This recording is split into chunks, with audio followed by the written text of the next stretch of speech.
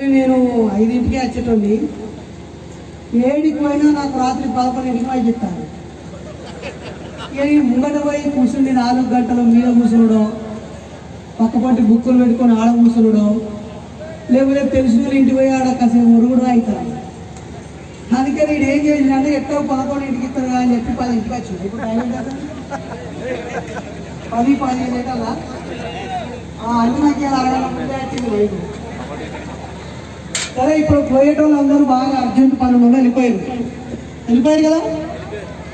మీరే ఇక్కడ 10 నిమిషాలు ఉండి పోయేటోళ్ళు చేయలేవాటుర్రి, అరగంట ఉండి పోయేటోళ్ళు చేయలేవాటుర్రి, కొన్ని గంట సేపు ఉండేటోళ్ళు చేయలేవాటుర్రి, ఎంతసేపు అయినా ఉంటామనేటోళ్ళు చేయలేవాటుర్రి. నాకు పెద్ద దోశ ఉన్నది కదా.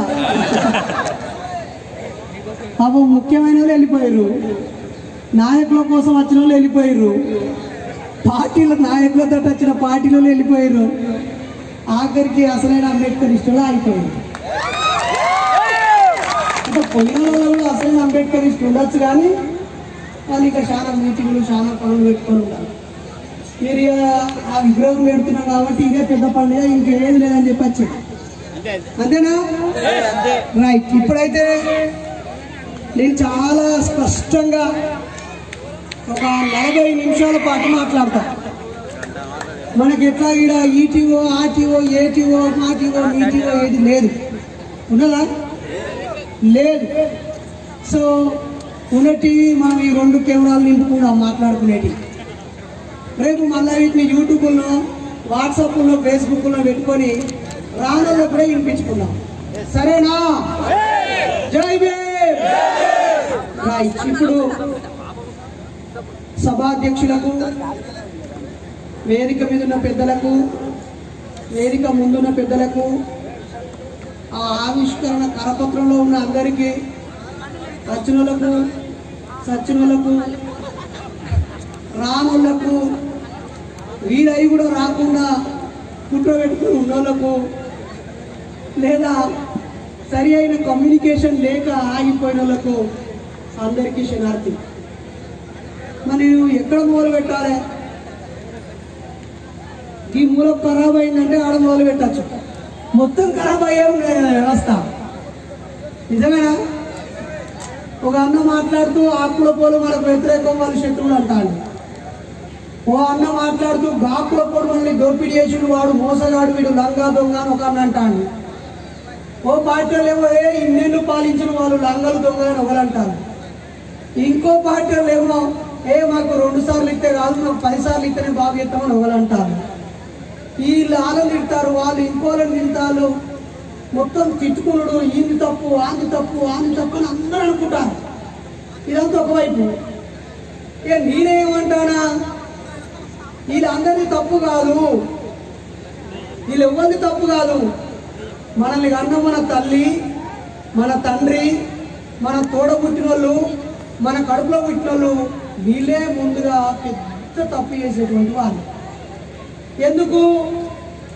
బయట నుంచి జరిగేటువంటి దోపిడీని పేపర్ వాళ్ళు, టీవీలలో రాస్తే, సమాచార హక్కు చట్టంతో దొరకబడితే, లేక మనకు మనమే మాట్లాడుకుంటే, అరే ఈ నియోజకవర్గంలో 10 సార్లు వాళ్ళే రెడ్డోళ్ళు అయ్యారు, దొరోళ్ళు అయ్యారు, వాళ్ళ కులపోలే అయ్యారు, ఎమ్మెల్యేలు అని తిట్టుకుంటాం.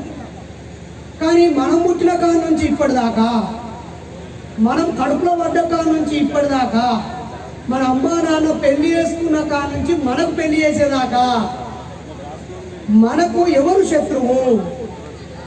5 ఏళ్ళు పాలించేవాడు శత్రువు అవుతాడు కావచ్చు నచ్చకపోతే. 10 ఏళ్ల తర్వాత వాడు వేస్ట్ గాడు దిగిపోవాలంటాం కావచ్చు. ఇంకొకడు వస్తాడు, వాడు 5 ఏళ్ల తర్వాత నాకు ఒకటే 5 ఏళ్ళు ఛాన్స్ ఇచ్చాడని వాడు 10 ఏళ్ళు ఉంటాడు కావచ్చు. 10 ఏళ్ల తర్వాత వాడు నచ్చాడు మనకు. ఎందుకంటే మనం మన్మోహన్ సింగ్ 10 ఏళ్ళు ప్రధానమంత్రిగా కూర్చోబెట్టినాం, ఇప్పుడు మోడీ సార్ను 10 ఏళ్ళు కూర్చోబెట్టినాం, రేపు ఈవీఎంలు సహాయం చేస్తే మళ్ళీ 5 ఏళ్ళు ఆయనే కూర్చుంటాడు. లేదా ప్రజలందరూ ఖచ్చితంగా రేపు 10 ఏళ్ళలో వీళ్ళు ఏం చేయాలని చెప్తే ఆయన నుంచి ఇంకోని పెడతాం, మళ్ళీ వాడో 10 ఏళ్ళు. అసలు ఈ 10 ఏళ్ళు పాలించేటువంటి ముచ్చట్లు అందరూ అందరూ చెప్తారు, వాళ్ళకి జై. ఒకసారి అందరూ వాళ్ళకి జై చెప్పు. వాళ్ళు వాళ్ళ దోషణ కాడికి చెప్తారు, వాళ్ళు చెప్పండి, మనకు అద్దు, ఆ జోలే అద్దు మనకు. మరి మన జోలేంది? మన అవ్వయ్య ముచ్చట, మన పిల్లల ముచ్చట, మన అన్నదమ్ముల ముచ్చట మనం చెప్పుకోవాలి. ఇప్పుడు బిందెల నీళ్లు ఈ చెంబు ఈ పాటలో ఎత్తుకపోయాడు, ఆ చెంబు నీళ్ళు ఆ పాటలో ఎత్తుకపోయాడు, ఎవరి దోషాలు వాడు ఎత్తుకపోయాడు, లోపల ఎన్ని నీళ్ళు తెలుస్తలేదు. అయితే మీరేమంటా, ఈ ఎత్తుకపోతే మళ్ళీ మీరికి వెళ్ళి పోసుకోవచ్చు, బకెట్ ఎత్తుకపోతే 2 బకెట్లు పోసుకోవచ్చు ఆ బిందెల.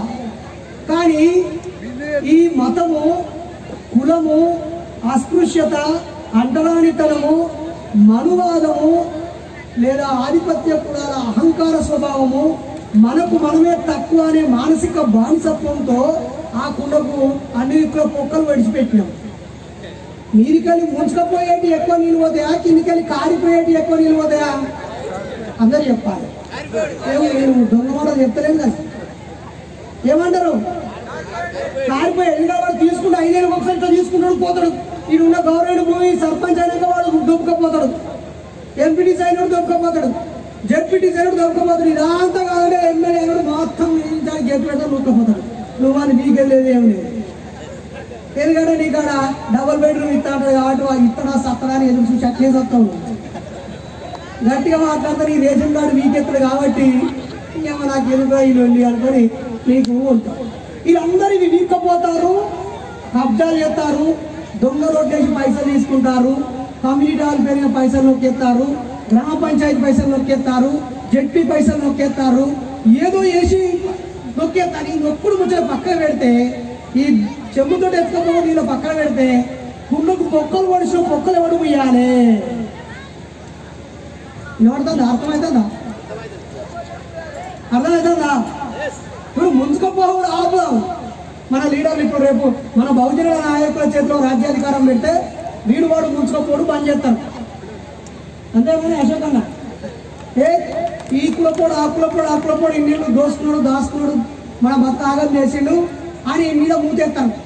కానీ కింద పడ్డ పొక్కలు కూడా ముయ్యాలి.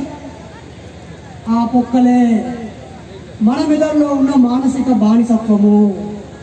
ఆ పొక్కలే గుడులు, గోపురాలు, చర్చీలు, మసీదులు, మాలలు, అలాగే మన ఇంట్లో పుట్టినరోజు నాడు చేసుకునే పండుగలు, ఆ తర్వాత వాడు కడుపులో పడంగానే శ్రీమంతం పేరుతో చేసే పండుగ, పుట్టంగానే జాతకం రాసి శాంతి పెట్టియాలని మన కుటుంబం పొక్కబడతాడు. మనం ఎంత సంపాదించు 2 నెలల జీతం మీ అవ్వను మీ అక్కను మీ చెల్లెనో నీ బిడ్డ పుట్టు తక్కువ పుట్టింది శాంతి పెట్టాలని మంచిగా కారిపోతున్నట్టు ఇక చచ్చిపోయేదాకా ఒక్క శీల పడుతున్నాడు మన కింద, ఆఖరి చుట్టూ అయిపోయేదాకా పడతాడు. ఈయన కాదు. ఆ తర్వాత ఏమవుతుంది? ఆడు పుట్టిడు మీది పండ్లు వచ్చినాయని చెప్పి మళ్ళీ వంక పెడతాడు. మీది పండ్లు వచ్చినాయి, మేము గండాల పుట్టిండు, కుడుక షిప్పల నూనె పోసి అలా చూస్తేనే మీరు ముఖం మంచిది, లేకపోతే మేమేమో పుట్టుకు అంటాడు. ఆ తర్వాత ఈ బొచ్చు ఇలా ఇది వెలుగుతుంది. చక్కగా వాళ్ళ అమ్మ రొమ్ము వాళ్ళ నోట్లో పెట్టి మంచి కత్తెర పట్టుకొని చేతిలో పట్టుకొని ముద్దుగా కడిగేసుకొని పెంటమంలో వారెత్తే అయిపోతుంది ముచ్చట. దీనికి పుట్టేడుకలు తీయడానికి పలానా తిరుపతికోవాలి, పలానా కొండ కట్టుకోవాలి, లేకపోతే పలానా జాతర కాడికే పోయి తీయాలి, లేకపోతే రేపు మన కేసీఆర్ సారు 2-3 వేల కోట్లు పెట్టి యాదాద్రిలో కట్టిండు కాబట్టి ఈ బొచ్చు ఆ దేవుడికి బాగా అవసరం, ఆశ కొద్ది ఎదురు చూస్తాడు కాబట్టి మన బొచ్చు పడేసేస్తాం. ఏంటి ఏంటికి తీసుకు అయిపోయింది. ఇక వాడు అన్నం ముట్టించుడు కూడా దానికో ఫంక్షన్ పెట్టాలి. తర్వాత వాడు అక్కాలు ఏబీసీలు నేర్చుకోవాలంటే దానికి కూడా దేవుడి కాడికి పోయి పూజ వేసి దండం పెట్టి బొట్టు పెట్టి ఆ ఉండిలపై ఈ ఫీజు కట్టుడు కాదు, ఫస్ట్ ఆ ఫీజే కట్టుతారు. అక్కడ ఫస్ట్ ఫీజు కట్టి వాడిని బల్లె. ఆ తర్వాత ఏం చేస్తారు? ఆడవాళ్ళకి అయితేనేమో ముక్కుడు షోలు ముట్టించే ఒక ఫంక్షన్, దొంగ ఫంక్షన్ పెడతారు. అసలు కుట్టుడేందుకు? బర్రెకైతేనేమో ఊరు బర్రె అయితేనేమో ఊరి దున్నపోకైతేనేమో ఉండదు తాడు, ఇంటి కుక్కకైతే బెల్ట్ ఉండదు, ఊరు కుక్కకు బెల్ట్ ఉండదు. అట్లా ఈ ముక్కుకో పొక్క పడతారు, షూకో పొక్క పడతారు. దానిలో ఫంక్షన్ చేయమంటాడు, వచ్చి కాలు మొక్కి 10 రోజులు ఫంక్షన్ చేసుకోమని నీ కింద పొక్క పడగానే ఆ పొల ఉట్టిన కాడ నుంచి దావకానికి అవుతాయి పైసలు, పెద్ద ఆపరేషన్ అవుతాయి పైసలు, రోగాలు నొప్పులు అయితే పైసలు. ఆ కొంచెం మంచిగా అయిన కాడ నుంచి ఆమె గింతెత్తు పొల కాగానే పేరుతోటి ఈ పైసలన్నీ మళ్ళా పొక్కల కోసం కాలిపోతాయి. మళ్ళా పోనీ అది అయిపోయిందంటే ఏం చేస్తారు? ఇక ఆమె పాపం సహజంగానే ఆడపిల్లలు 12 నుంచి 15 ఏళ్ళ మధ్య పుష్పవతి అవుతారు, మ్యాచట్ అవుతారు ఇంగ్లీష్లో. అది చాలా సహజమైన విషయం. ఎందుకంటే నేను మా ఇంట్లో 3 కొడుకులో ఉండేది. మా అమ్మ నెలకోసారి అరే గా నీళ్ళు బయట పెట్టవారా, బాత్రూంలో పెట్టినవారా, మమ్మల్ని ముట్టుకోకురా, నేను స్నానం చేసేదాకా లోపలికి రావద్దురా అని చెప్పేది. ఎందుకే ఒకసారి అడిగితే చెప్పింది, బిడ్డ మేము ఆడవాళ్ళం కదా, ఇవి బయట ఉంటాము, బయట ఉన్నప్పుడు కొంచెం సాధ కాదు, ఈ 2-3 రోజులు ఆ మైల బట్టలతో ఇంట్లోకి రావద్దు, ఇంట్లో దేవునారు ఉన్నది అని చెప్పి అమ్మ బయట ఉండేది. ఆదిలాబాద్లో కూడా అట్నే ఉండేవి కానీ పాప కాదు చచ్చిపోయింది. 2 నెలలు అయితే పేపర్లు వచ్చింది వార్త. ఇక ఈ ఆడపిల్లకు మ్యాచ్ కాగానే గతం అయ్యగారి దగ్గర పోవాలి, ఏ ముహూర్తంలో మ్యాచ్ కావాలి, అసలు ముహూర్తానికి అయ్యగారికి ఏం సంబంధం అక్క అంటే ఊళ్ళో ఏ పిల్ల రెడీ అయిందో చెప్పి వాడికి ఇన్ఫర్మేషన్ ఇచ్చే వ్యవస్థ తయారు చేస్తున్నాడు వాడు. ఎంత దుర్మార్గం. ఇక ఆ తర్వాత ఏం చేస్తున్నావు, ఆ మ్యాచ్ ఫంక్షన్ మనోళ్ళు ఏకులకు మంచి వినుడు ఏకులకు ఎత్తులకు బలిసి ఏం చేసి బలిసి నా తమ్ముడు 2 ఎకరాలు 2 లక్షలు ఖర్చు పెడితే నాకు 4 ఎకరాలు ఉన్నాయి, నేను 4 లక్షలు ఖర్చు పెట్టాను. పెద్ద ఫ్లెక్సీ కొట్టియాలి, ఫంక్షన్ హాల్ మాట్లాడాలి, పెద్ద పెళ్లి చేస్తారు. మళ్ళా ఇంకోటికి 10 ఉండదు కానీ కావాలన్నా వాడికంటే 10,000 ఎక్కువ పెడతా చూడు అని చెప్పి ఇంకో 2 రకాల కూరలండి ఆయనకు చీర కట్టించి ఏవో కథలు చేసి బొచ్చడని పైసలు ఖరాబు చేసుకొని ఆ కుక్క గారిపోతూనే ఉంటుంది. ఇక నీళ్ళు ఎక్కడ ఆగుతాయి చెప్పుడుగా. పైనుంచి గవర్నమెంట్ మనకు పెన్షన్ ఇస్తలేదు, లేకపోతే సంపదను ఇస్తలేదు, లేదా 10 లక్షలు ఇస్తలేదు, లేకపోతే ఇంకేదో రకంగా మనకి ఏం గవర్నమెంట్స్ బాకీ లేదంటాను. కానీ నువ్వు సంపాదించిన నీళ్ళు ఎటు పోతున్నాయో ఎందుకు చూసుకుంటలేవు, నీ పొక్కలు ఎందుకు చూసుకుంటలేవు?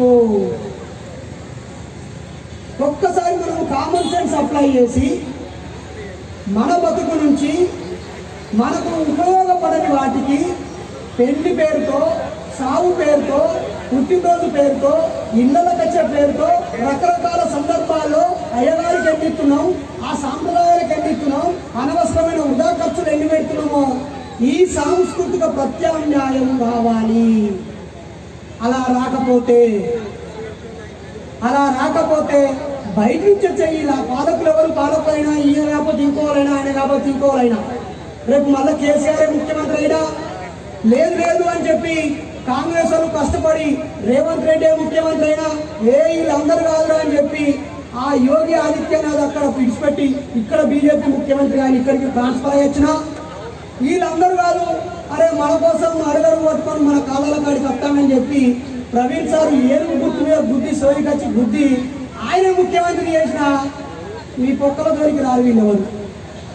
ప్రవీణ్ సార్ వచ్చి ఈ దేవుడి మొక్కకురి, ఈ పండుగలు చేయకురి, ఈ ఖర్చు పెట్టించుకొని అనలేడు. ఈ 2.7 అంటే 2.5 లక్షల కోట్ల పైసల మీద ఉండి సరిగ్గా వాడతాడు కావచ్చు, కానీ మీ పండుగలు పని చేయమనలేడు ఆయన. మీ కులాన్ని ఇచ్చిపెట్టమని చెప్పగలుగుతాడు కావచ్చు, కానీ కుల నిర్మూలన కోసం చేయడు. రాజ్యాంగం ఆర్టికల్ 17లో బాబాసాహెబ్ అంబేద్కర్ అస్పృశ్యత, అంటరానితనం, వివక్ష నేరం అని దాన్ని నిషేధిస్తూ ఒక ఆర్టికల్ పెట్టి ఎవరైనా దాన్ని పాటిస్తే జైల్లో పెట్టాలన్నారు. మీ పక్క పంటలని మొన్న పగటిని భూవంగడానికి వస్తే దీనితోటి మేము తింటామా అని చెప్పి ఆ వండినటువంటి ఎస్సీ కులానికి చెందిన అమ్మాయిని ఎలగొట్టింది. పక్క పంటలనే అనేది మొన్న జనగామలో అయితే మన కొడుకు పుట్టినరోజట హనుమాన్ గుడికి పోయినందుకు కొడుకును వాడిని విడగొట్టి బయటికి ఇంకేసి ఇదే మహబూబ్నగర్ జిల్లాలో బొచ్చడు సార్ల పేపర్ల రాస్తుంది. ఇది సంపన్న కులాలకు సంబంధించిన హనుమాన్ టెంపుల్లోకి దళిత కులాల వాళ్ళు వచ్చారని యువకులను కొట్టిండు. ఈ యువకులు కూడా జిజ్జికే పోయి ఉంటాడు. కబీర్ దాస్ ఏమంటాడంటే సారీ ఒక స్టోరీ ఉంటుంది. ఏమని ఏమైనా నీ మేకలు మా గుళ్ళెకి వస్తానයි, మొత్తం ఇదంతా కంపంపు చేస్తానయి, మరి నువ్వు వాటిని కంట్రోల్ చేయాలంటే ఆయన ఏమన్నాడంటే ఇక బుద్ధి లేని వాళ్ళు ఎవరైనా వస్తారు సార్, అలా వాడికి బుద్ధి లేదు అని. వాడికి బుద్ధి జ్ఞానం లేదు కాబట్టి వచ్చినాయి సార్, నేను వచ్చినా మా వాళ్ళు ఎవరైనా వచ్చిరా, మేము రాము అని చెప్పింది. బాబాసాహెబ్ అంబేద్కర్ గారు రాసినటువంటి పుస్తకాలల్లో ఈ హిందూ మతంలోని చిక్కుముడులు ఏంటి అనే పుస్తకం చదివితే మనకు సోయొస్తాం. లేదా రాముడు కృష్ణుడి రహస్యాలు అనే పుస్తకం చదివినా మనకు ఎవరు చెప్పక్కర్లేదు. బైరి నరేష్ వచ్చి భారత నాస్తిక సమాజం తరఫున ఈ దేవుళ్ళు దయ్యాలు కులాలు మతాన్ని మనం బాగా పట్టి పీడిస్తున్నాయి, వీటిని వదిలిపెడితే మనం బాగుపడతామని నరేష్ చెప్పక్కర్లేదు. మనందరం ఎంతో ప్రేమించేటువంటి బాబాసాహెబ్ అంబేద్కర్ రాసిన రాముడు కృష్ణుడి రహస్యాలు అనే పుస్తకం చదివితే చాలు. లేదా ఇంకొక అడుగు ముంగటికేసి ఆయన రాసినటువంటి కుల నిర్మూలన అనే పుస్తకం చదివితే చాలు. లేదు మనం ఇంకా తెలియకలలో బాబాసాహెబ్ అట్లా ఇంకా ముందుకు పోతాం అనుకుంటే ఆయన చచ్చిపోయే ముంగట రాసిన బుద్ధ అండ్ దమ్మ అనే పుస్తకాన్ని చదివితే చాలు. మనం మనుషులుగా బతకడానికి మన హక్కు తెలుసుకోవడానికి రాజ్యాంగం చదివితే చాలు. ఒక్క రాజ్యాంగం చదివితే సరిపోదు. ఇదేదో కొత్త ముచ్చట చెప్తాను అనుకోకుండా, ఒక రాజ్యాంగం చదివితే నీకు హక్కులు ఏమున్నాయో తెలుస్తుంది. పౌరుని విధులేంటి, బాధ్యతలేంటి, వాక్ స్వాతంత్ర్యం అంటే ఏంటిది, జీవించే హక్కు అంటే ఏంటిది. నాకు కూడా అర్థం కావట్లేదు జీవించే హక్కు అంటే. మా దగ్గర జనగామ దగ్గర బచ్చన్నపేటలో ఒక బోరుబాయిలో చిన్న పొలగాడు పడ్డాడు. వినబడుతుంది అందరికీ? బోరుబాయిలో చిన్న పొలగాడు పడ్డాడు. పడంగానే 4 జేసీబీలు వచ్చినాయి, 2 ప్రొక్లైనర్లు వచ్చినాయి, ఎస్పీ వచ్చిండు, డిఎస్పీ ఆనే ఉన్నాడు, 4 సిఐలు ఉన్నారు, 10 మంది ఎస్ఐలు ఉన్నారు, 50 మంది కానిస్టేబుల్ ఉన్నారు. ఆ ప్రమాదాన్ని ఇప్పుడు ఫైర్ స్టేషన్లో అడిగే వచ్చారు. ఆఖరికి సింగరేణి నుంచి వెళ్ళి సపరేట్ గా మైనింగ్ వాళ్ళు రెస్క్యూ టీమ్ వచ్చారు. వీళ్ళందరూ వచ్చి తవ్వుతారు తీస్తారు మా అమ్మన్నది. అదే ఇక బచ్చన్నపేట దగ్గర ఆటో డ్రైవర్ కొడుకు అన్న పడ్డాడట. చిన్న పోరడు, 2 ఏళ్ళ పోరడు. ఆ పోరడు గల్లబడితే ఇంతమంది ఇక్కడ నిలబడి తవ్వుతూనే ఉన్నారు. లోపలికి ఆక్సిజన్ పైప్ వేసిరు. ఆడ ఎస్పీ కూర్చున్నాడు, కలెక్టర్ కూర్చున్నాడు, మంత్రి చచ్చిపోయి. ఎందుకురా ఆ పొరగడాల సత్యం అవుతుంది, ఇప్పుడు 10,000 లక్షలు పెట్టి తీస్తారు కదా అన్న. అమ్మా ఆ ఆటో డ్రైవర్ రమేష్ వీళ్ళకి జీతం ఇవ్వడం దవి ఆయన కాపాడినందుకు. లేకపోతే వీళ్ళందరినీ వినిపించింది ఆటో డ్రైవర్ రమేష్ కాదు. నిజానికి ఆటో డ్రైవర్ రమేష్ కొడుకు మీద ఉన్నటువంటి ప్రేమతో తీస్తలేరు వీళ్ళంతా. పుట్టిన ప్రతి మనిషికి జీవించే హక్కు ఉందని బాబాసాహెబ్ అంబేద్కర్ చెప్పాడు. కాబట్టి ఆ వ్యక్తిని కూడా కాపాడేటువంటి బాధ్యత అక్కడున్న ప్రభుత్వ వ్యవస్థది, న్యాయ వ్యవస్థది, రక్షణ వ్యవస్థది, ప్రజాప్రతినిధిది. కాబట్టి 20 లక్షలైనా 50 లక్షలైనా వారిని అక్కడి నుంచి తీయడానికి కాపాడతారు. ఇప్పుడు ఆటో రమేష్ కొడుకు 2 ఏళ్ళ పొలగాన్ని బయటికి తీసింది ఏంటి అన్నట్టు బాబాసాహెబ్ రాసిన జీవించే హక్కు అనేది. ఆ జీవించే హక్కును మతం కాలరాస్తుంది, కులం అడ్డుకుంటుంది, అడుగడుగున అవమానాలు నిర్మిస్తుంది మిత్రులారా. అందుకే సారీ ఫంక్షన్తో సంకనాగిపోతున్నాం. అసలు ఆ ఫంక్షన్ మానేయాలి. ఆ తర్వాత సారీ ఫంక్షన్ అనేది ఏంటిది? పెళ్లి వ్యవస్థ. ఈ భారతదేశంలో 8 రకాల పెళ్లి వ్యవస్థలని మత గ్రంథాలు రాసిపెట్టారు హిందూ సోదరులు. క్రైస్తవ సోదరులు ఒక పద్ధతిని కనిపెట్టారు. ఆ క్రైస్తవులో కూడా 4 శాఖలు ఉంటాయి, 4 వేరు పద్ధతులు. ముస్లిం సోదరులు 2 రకాలు, సున్నీలు వేరే, షియాలు వేరే పద్ధతులు. బుద్ధిస్టులు కూడా 2 రకాలు, హీనాయానం, మహాయానం. ఈ 12 రకాల ఈ పెళ్లి పద్ధతులన్నా కొంచెం నయ్యమైంది ఏదన్నా ఉందంటే బుద్ధిస్టు పద్ధతి. మరి బాబాసాహెబ్ అంబేద్కర్ చచ్చిపోయే ముందు బుద్ధిస్టు పద్ధతిలో జీవించడని మనం చెప్తే ఇక్కడ ఎంతమంది బుద్ధిస్టులలో చేయలేకపోయి అబద్ధం ఆడకూడదు.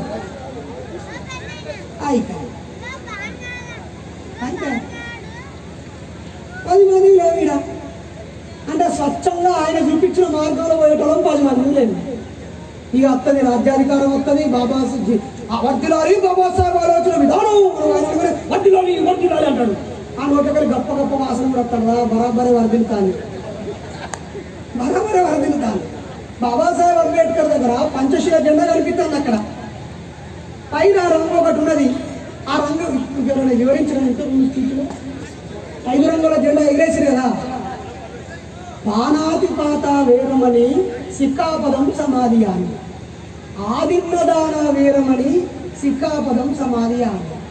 సోమా ఇప్పుడు ఒకటి అర్థం ఏంటి అంటే, నేను అబద్ధం ఆడను, నేను దొంగతనం చేయను, నేను వ్యభిచారం చేయను, నేను మద్యాన్ని సేవించను, నేను గుట్కాలు గుడుంగా మత్తునిచ్చే పదార్థం చేయను, నేను జీవహింస చేయను, అన్ని జీవులను సమానంగా చూస్తా అని చెప్తుంది అజెండా. ఈ 5 పాటించిన వాళ్ళే బాబాసాహెబ్ అంబేద్కర్కు నిజమైన వారసులు, నిజమైన బిడ్డలు. మిగతా వాళ్ళందరూ సగం సగం బిడ్డలే. ఇటు సగం దొరుకుతాయి, ఇటు అటు సగం దొరుకుతాయి, అటు. నిజమే కదా. నేను మా అవ్వకు పింఛను పోయింది మొన్న. ఏదో నేను వాళ్ళకి మద్దతు చేయకపోతే పింఛను వీకేసింది. ఇక మా అమ్మ వచ్చి అంటుంది, అమ్మ నాకే నీకు 1000 రూపాయలు 1500 వాళ్ళు ఇచ్చేది నేను ఇస్తా అంటే గవర్నమెంట్ సొమ్ము కదా అని. అమ్మ నేనైతే గవర్నమెంట్కి ఏం సొమ్ము కడతలేను. ఎందుకు కడతలేను? నాకు తాగే అలవాటు ఉంటే రోజు 200 వేసుకుని నెలకు 6000 గవర్నమెంట్ కట్టడం అవుతుంది. ఆ 6000 బంద్ చేస్తే మా అవ్వకు నేనే 6000 ఇస్తే అయిపోతుంది కదా. నిజమా కాదా? అలాగే నా ఆరోగ్యం మీద దృష్టి బుద్ధుడు అష్టాంగ మార్గాన్ని చూపించింది. మంచి మాట తీరు, మంచి చూపు, మంచి ఆలోచన, మంచి ప్రవర్తన, మంచి జీవన విధానము, మంచి మంచి మంచి మంచి అని 8 రకాల మంచి మాటలు చెప్పిండు ఆయన. ఆ 8 రకాల మంచి మాటలు మనం పాటిస్తే నీకే రోగం రాదు, దవాఖానకు పైసలు పెట్టక్కర్లేదు, ఆర్ఎంపీ డాక్టర్లకు పైసలు పెట్టక్కర్లేదు, పరీక్షలు చేయించుకోక్కర్లేదు, ఆపరేషన్ చేయించుకోక్కర్లేదు, ఆ హాస్పిటల్ను కాపాడాల్సిన అవసరం లేదు. అరే మనం ఒక్క హాస్పిటల్ లేదు అంటారు, నేను ఒడగమంటాడు దవాఖానకు. పోకుండా బతకడం గురించి మనం మీటింగ్ పెట్టుకున్నామా? ఈ శరీరం ఉన్నది, ఈ శరీరం గురించి ఆయన అధ్యయనం చేసిండు. ఆయన తన గురువుగా చెప్పినటువంటి ఆ జ్యోతి అక్కడ ఉన్నటువంటి బుద్ధుడు చెప్పిండు. బుద్ధుడు నిన్ను నువ్వు జయించమన్నాడు. మనలో మనం ఎంతమందిని జయిస్తున్నాం ఒక్కసారి ఆలోచించండి. మనల్ని మనం జయించడం అంటే ఏంటిది? 100 సంవత్సరాలు బతకాలని అందరం కలలు కానాలి. మంది సొమ్ము తినాలనో, ఏదైనా గవర్నమెంట్ సొమ్ము వస్తే బాగుండేనో, లేకపోతే ఎవరైనా సాయం చేస్తే బాగుండేనో, వీడు దొంగే వాడు దొంగే వాడు దొంగే, వీడు తింటాడు వాడు దోస్తుంది. మరి నీకు నువ్వు దోషి పెడతావు కదా. దీని గురించి ఆలోచిస్తలేము. దోసుకునే కరెక్టే, ఆ దోపిడికి వ్యతిరేకంగా ఎర్రని జెండా పట్టుకున్న వాళ్ళు ఉన్నారు, తుపాకీ గన్ను పట్టుకున్న వాళ్ళు ఉన్నారు, ప్రాణం ఇచ్చిన వాళ్ళు ఉన్నారు, ప్రాణం తీసిన వాళ్ళు ఉన్నారు, ఎదుటో ఉత్సవాయించి మార్చిన వాళ్ళు ఉన్నారు. చాలా ఉత్సవ పక్కన పెడితే సామాన్య జనంలో ఒక విప్లవం రావడం కోసం బుద్ధుడు పనిచేసిండు. ఆ బుద్ధుడిని తన గురువుగా బాబాసాహెబ్ అంబేద్కర్ ప్రకటించిండు. బుద్ధుడు ఏం చెప్పిండు ఆయన పాటించిండు.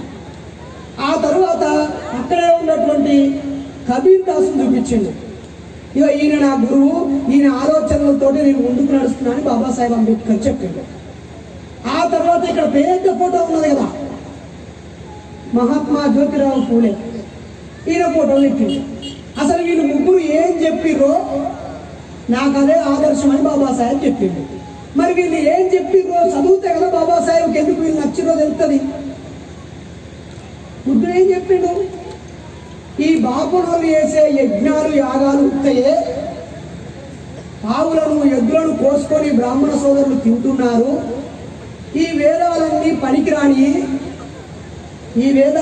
పనికిరాని, వీటిని నమ్మొద్దు, యజ్ఞాలు యాగాలు చెయ్యొద్దు, జంతువులకు బలులు ఇవ్వద్దు. నీ దుఃఖానికి కారణము నీకున్న అతి కోరికలే కారణము.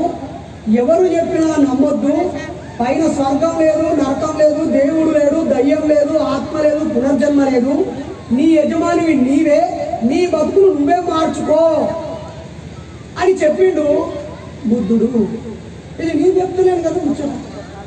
అందుకే బాబాసాహెబ్ ఆయన దారిలో 1956 అక్టోబర్ 14వ తేదీన ఇక ఈ దొంగ కులంలో నేనుండా, ఈ లంగ కులంలో ఈ వ్యవస్థలో నేనుండా, సారీ కులం కాదు మొత్తం, ఒకడు ఎక్కువ ఒకడు తక్కువ అని చెప్పి ఈ మొత్తంలో నేనుండా అని చెప్పి 1935లో యోలా అనే సమావేశంలో అక్టోబర్ 13వ తారీఖు నాడు చెప్పిండు. ఏమని చెప్పిండు? ఇగో బై, ఆ కుక్కకు కటింగ్ చేయమంటే చేస్తారు, బర్రెకు కటింగ్ చేయమంటే చేస్తారు, కానీ మనిషినైనా నన్ను మాత్రం మాలోడు మాది కూడా అని దూరం పెడతారు. అరే వాడు వాడి కులపానికి సగం కిరాయి ఇస్తారు, నేను డబల్ కిరాయి ఇస్తానని నాకు రూమ్ ఇస్తారు. ఇక బాబాసాహెబ్ అడిగింది అప్పుడు కావచ్చు. ఇప్పుడు ఎవడన్నా నిన్న కూడా మాట్లాడుతున్నాను, ఆయన కూడా షాల్ అయినట. నరేష్ నువ్వు షాల్ అయినవా అన్నాడు. ఏం చెప్పాలి, ఎందుకు అన్న. కాదు, నువ్వు నిన్న మీటింగ్లో నేను పద్మశాలి బీసీ బిడ్డను అని చెప్పినావు కదా. అవును, పుట్టడం అయితే వేరే కాదా, మా అయ్య పేరే చెప్పాలి, మా అమ్మ పేరే చెప్పాలి, వేరే పేరు చెప్పుకోను కదా అంటే, నువ్వు అట్లా అడద్దు, అసలు కులం లేదు, పట్టించుకోవద్దు అన్నాడు. అరే నేను నీకు 5,000 రూపాయలు ఇస్తాను, నువ్వు పోయి నీ జనగామల్ని ఏదైనా ఇంటికి టూ లెట్ ఇల్లు ఖాళీకున్నది కిరాయికి ఇవ్వబడు అని రాసి బోర్డు ఉంటుంది కదా, ఆ ఇంటికి పోయి అమ్మా ఈ రూమ్ కిరాయికి ఇస్తావా అని అడుగు. అడిగితే సరే ఇంత రెంటు నువ్వు ఇస్తా అని వాడు అంటే వెరీ గుడ్, కులం లేనట్టే. నువ్వు ఏ కులము అని అడిగితే నీ ముఖం ఎక్కడ పెట్టుకుంటావురా అని అడిగినవాడు. అంతే కదా, ఇయ్యగలడా? ఎవడైనా ఇల్లున్నాడు ఇయ్యగలడా? కానీ ఇదే తిరుపతిరావు సార్ ఉంటాడు ఇక్కడే, డిఎంహెచ్ఓలో కమ్యూనిటీ ఆఫీసర్. ఆయన అయితే ఏకంగా ఆయన 3-4 అంతస్తుల బిల్డింగ్ 20-30 గదులు ఉంటాయి. నా ఇంట్లో కిరాయికి ఉండేటోడు, దేవుళ్ళను దయ్యాలను పెట్టద్దు, నా ఇంట్లో ఫోటోలు పెట్టద్దు, ఈ సర్గాలు నరకలు గంటలు కొట్టుడు పొద్దుగా లేచి భజనలు ఉండద్దు, అట్లా లేనులకు మాత్రమే నా ఇల్లు కిరాయికి ఇస్తా, లేకపోతే ఉట్టిగానే ఉంచుకుంటాను రాసిపోయింది బోర్డు. అంటాడు కూడా ఉంటాడు. ఈ మీటింగ్కి వచ్చేటోడు సార్ పాపం హైదరాబాద్ ఇంకో మీటింగ్ ఉన్నట్టు వెళ్ళిపోయినట్టు.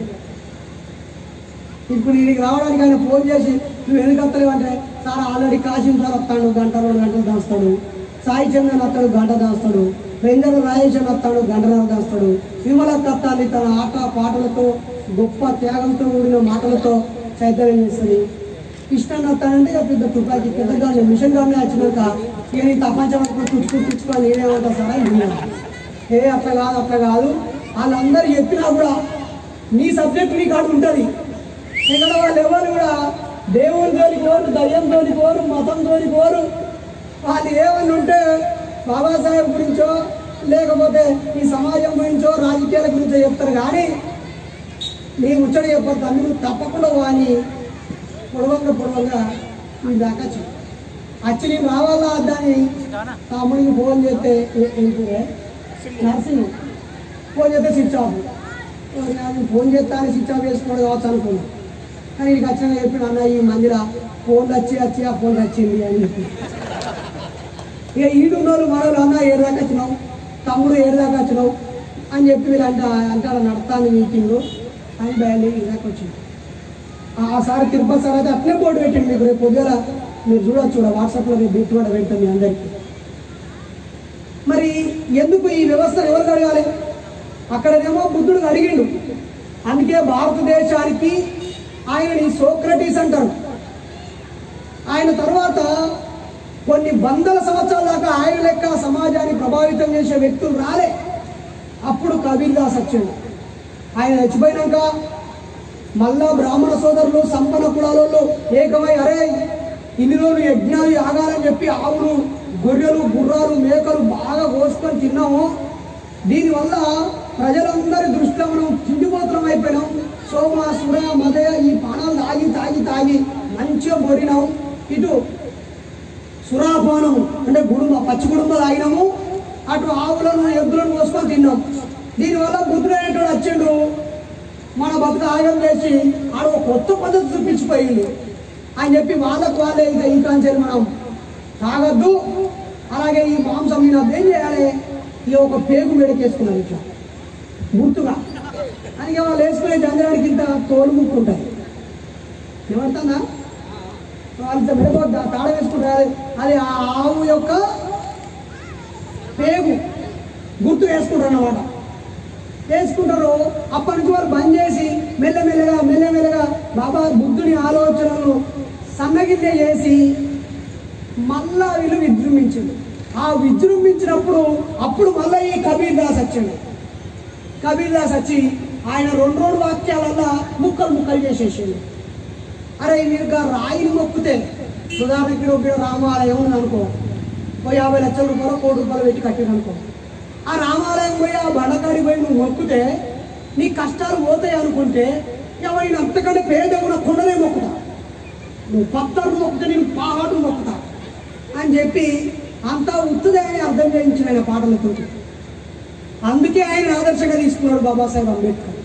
ఈ ఆయన చచ్చిపోయిన 200-300 సంవత్సరాలకి ఈ పెద్ద మనిషి పుట్టిండు. రుమాలు కట్టుకున్నాడు కదా, ఈయన మాలైన కాదు, మాది అనే కాదు, మహారాష్ట్రకు చెందిన వ్యవసాయం చేసేటువంటి రైతు కుటుంబము, పువ్వులు అమ్ముకునే వ్యాపార కుటుంబం. అంటే ఇక్కడి లెక్కలలో చెప్పాలంటే వ్యవసాయం చేసే మున్నూరు కాపు కులం అన్నట్టు, లేదంటే పువ్వులు అమ్ముకునే ముద్రాసులు, ముదిరాజు బిడ్డలు అన్నట్టు, చేపలు పట్టే ముదిరాజులు అన్నట్టు. మహారాష్ట్రలో ముదిరాజు, మున్నూరు కాపు కలిపి ఉంటుంది ఆయన కులం అది. మరి ఆయన అక్కడ ఉన్నటువంటి బుద్ధుడు వేరే కులమే, కబీర్ దాస్తి వేరే కులమే. ఆడ సాహు మహారాజు ఉన్నాడు, ఆయన అదే కాపు, ఆయన బలిజాండ్రు ఆంధ్రలో అయితే. ఆయన శివాజీ మహారాజు యొక్క మునిమనుమడు. ఇప్పుడు మొత్తం ఆ పక్కన ఈ గుండు ఆయన, సారీ క్షమించండి, ఆ పసుపు రంగు ఉన్నది కదా, ఆయన పేరు నారాయణ గురు. అలాగే చెప్పుకున్నారు అనే స్పీకర్ కవర్ చేసిరా, ఎవరు చెప్పారు? నాకు ఇచ్చింది, థ్యాంక్స్. ఆయన ఉన్నాడు, ఆయన గౌండ్, ఆయన నారాయణ గురు గౌడు. ఈయనేం చేసిండంటే మొత్తం కేరళ మా వాళ్ళు గౌండ్లు, అక్కడ ఈలవ కులస్తులు అంటారు అక్కడ పేరు. అని మా గౌండ్లో అయితే ఏంది ఇట్లున్నారు అని బాగా ఆలోచించి మా వాళ్ళు బాగుపడాలంటే వీళ్ళకు చదువు కావాలి. వీళ్ళకు చదువు కావాలంటే ఇక్కడ ఇంతకు ముందే చదువు వచ్చిన వాళ్ళు, అయ్యగారులు, సంస్కృతం నేర్చుకున్నాడు, పంతులు అయిన వాళ్ళు మాకు చదువు చెప్పాలి. మరి ఏం చేయాలి అని చెప్పి, అరే మనందరం గుడి కట్టుకున్నాము, ఈ గుడి వచ్చిన పైసలు మొత్తం ఆ బడ్డ పెడదాం, బడికి పోవాలి, గుడికి పోవాలి. చలో మన గుడి మనకే, ఇలా గుళ్ళే పూజారు మన గౌన్లోనే, వీడికి మన భక్తులందరూ వీడికి రావాలి, ఉండి వేసిన పైసలు పట్టుకొని పోయి మన పిల్లల చదువులకు వాడాలని చెప్పి బడి గుడి అని కాన్సెప్ట్ పెట్టింది ఆయన. ఇప్పుడు కేరళలో 100% చదువుతాన్ని పోవాలి, అన్ని దేశాలలో పోయి ఫారెన్ ఎక్స్చేంజ్ మనీ తెచ్చుకుంటారు, అక్కడ కరోనా అప్పుడు కూడా బాగా కంట్రోల్ చేసిర్రు అని మనందరం చదువుకున్నాం కదా, చదువుకున్నామా? దానికి మూలాలేసింది ఆయనే. అందుకే కేరళలో పాపం ఈ దోపిడి కులాలు, మనువాదము, బ్రాహ్మణిజం లేదు. ఎక్కడో అక్కడ గుర్తం ఇంకొకరు ఉంటాడు. ఆయన తర్వాత ఇంకొక మనిషి ఉన్నాడు, ఎవరైనా గడ్డం మనిషి, గడ్డం కర్రంగి. పాపం ఆయన 1917లో కర్రంగి చేసుకుంటే 1973 దాకా వేసుకున్నాడు. అంటే అదే ఒకటే వేసుకున్నాడు కాదు, అంటే చినిగిపోతా అంటే కొత్త వేసుకున్నాడు. నేనైతే నాకు 10 కుట్టించుకున్నాను. 10 మా భార్య జీతం పడంగానే మంచి బట్టలు కావాలన్నా, లోకం మీద తిరుగుతున్నా కదా వాళ్ళు పట్టియరాను, పట్టించుడుగా అదే ఆడి కూడా బస్ కిరాయి ఇవ్వాలి, బస్ కిరాయి లేవని మెసేజ్ పెడతారు. వాళ్ళకు బస్ కిరాయి ఇచ్చే శక్తి కూడా ఉండదు అంటే సరే తీయి అని చెప్పి 10 కుట్టించింది కర్రాన్ని. అందుకే రోజు ఇవే ఉంటాయి నాకు దాదాపు 99% ఇవే 10. ఎందుకంటే ఇది వేసుకోవాలా అది వేసుకోవాలా కన్ఫ్యూజ్ ఉండదు. కొంతమంది మా తమ్ముడు ఉంటాడు, మా చిన్నమ్మ కొడుకు, వాడి బీరువా నిండా బట్టలు ఉంటాయి, బయటకు పోయేటప్పుడు ఆడ 10 నిమిషాలు నించుంటాడు. ఈ అంగ్ వేసుకోనా, ఆ ప్యాంట్ వేసుకోనా, ఆ అంగ్ వేసుకోనా, ఈ ప్యాంట్ వేసుకోనా అని వాడికి పెద్ద గోస. నాకేం లేదు, ఏం తీసినా ఇదే బ్లూ. బాబాసాహెబ్ నన్ను నడిపియాలి, పెరియారు నా మీద ఉండాలి, అదేనా? ఎస్, ఇలా బ్లూ ఉండాలి, మీరు ఉండాలని చెప్పి ఇది చాలా సంవత్సరాల నుంచి 2005 నుంచి మొదలుపెట్టినాం. ఇప్పుడు ఎన్ని ఏళ్ళు అవుతాం అనమాట, 17 ఏళ్ళు అవుతామని ఇది మెయింటైన్ చేయబట్టి. ఏదో ఇవ్వాలని వచ్చింది తమ్ముడు, రాగానే వానికి మైక్ ఇచ్చారు, 10 మంది వచ్చి షేకండ్ ఇచ్చారు. వీడు ఏమైనా పార్టీవాడు, ఆయన పైసలు వంచినోడు అనుకోవచ్చు.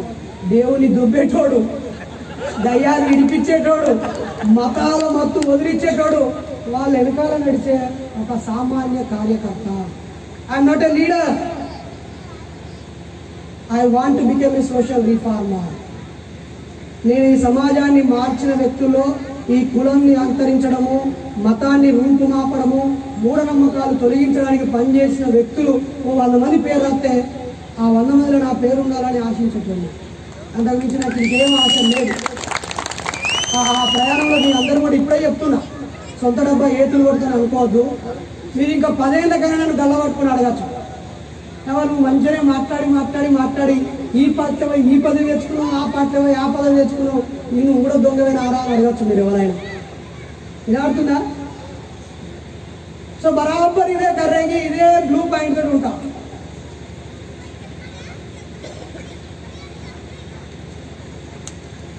కాబట్టి నారాయణ గురు గుడి కట్టించండు, బడి కట్టించండు. ఆ దెబ్బతోటి వీళ్ళ గుడే. ఇప్పుడు అయ్యగారు కట్టుకున్న గుడినేమో అందులో ఎత్తే గుండీలు ఎత్తే వాడికి అట్లా ఆ పైసలు లెక్కపత్రం ఉండదు, 6 పల్లె వేసినా లెక్కపత్రం ఉండదు. స్వాహ ఏమన్నాడు?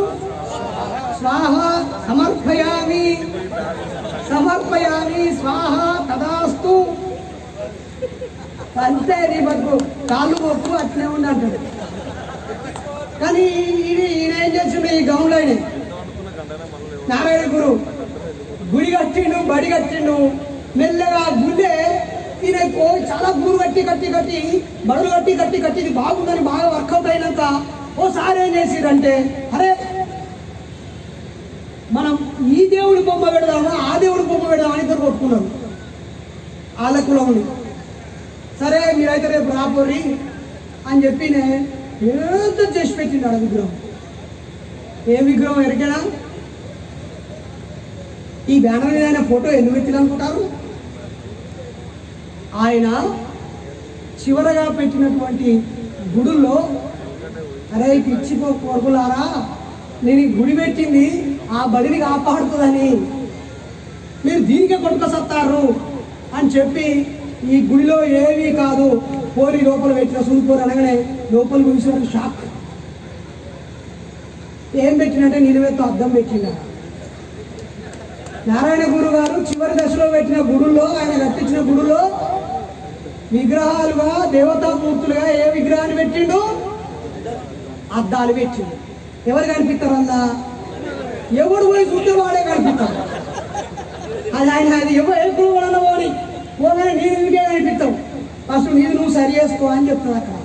అక్కడ ఎక్కడో ఏమీ లేదు, అంతా నీలోనే ఉంది. ఇదే విషయాన్ని కదా బుద్ధుడు చెప్పింది. అందుకే ఆయన ఫోటో పెట్టింది. ఈ గడ్డపాయల దగ్గరగా చాగింది కదండి కాడ. ఈయన మామూలు దుర్మార్గుడు కాదు, రాజ్యాంగానికి ఆరబెట్టినాడు.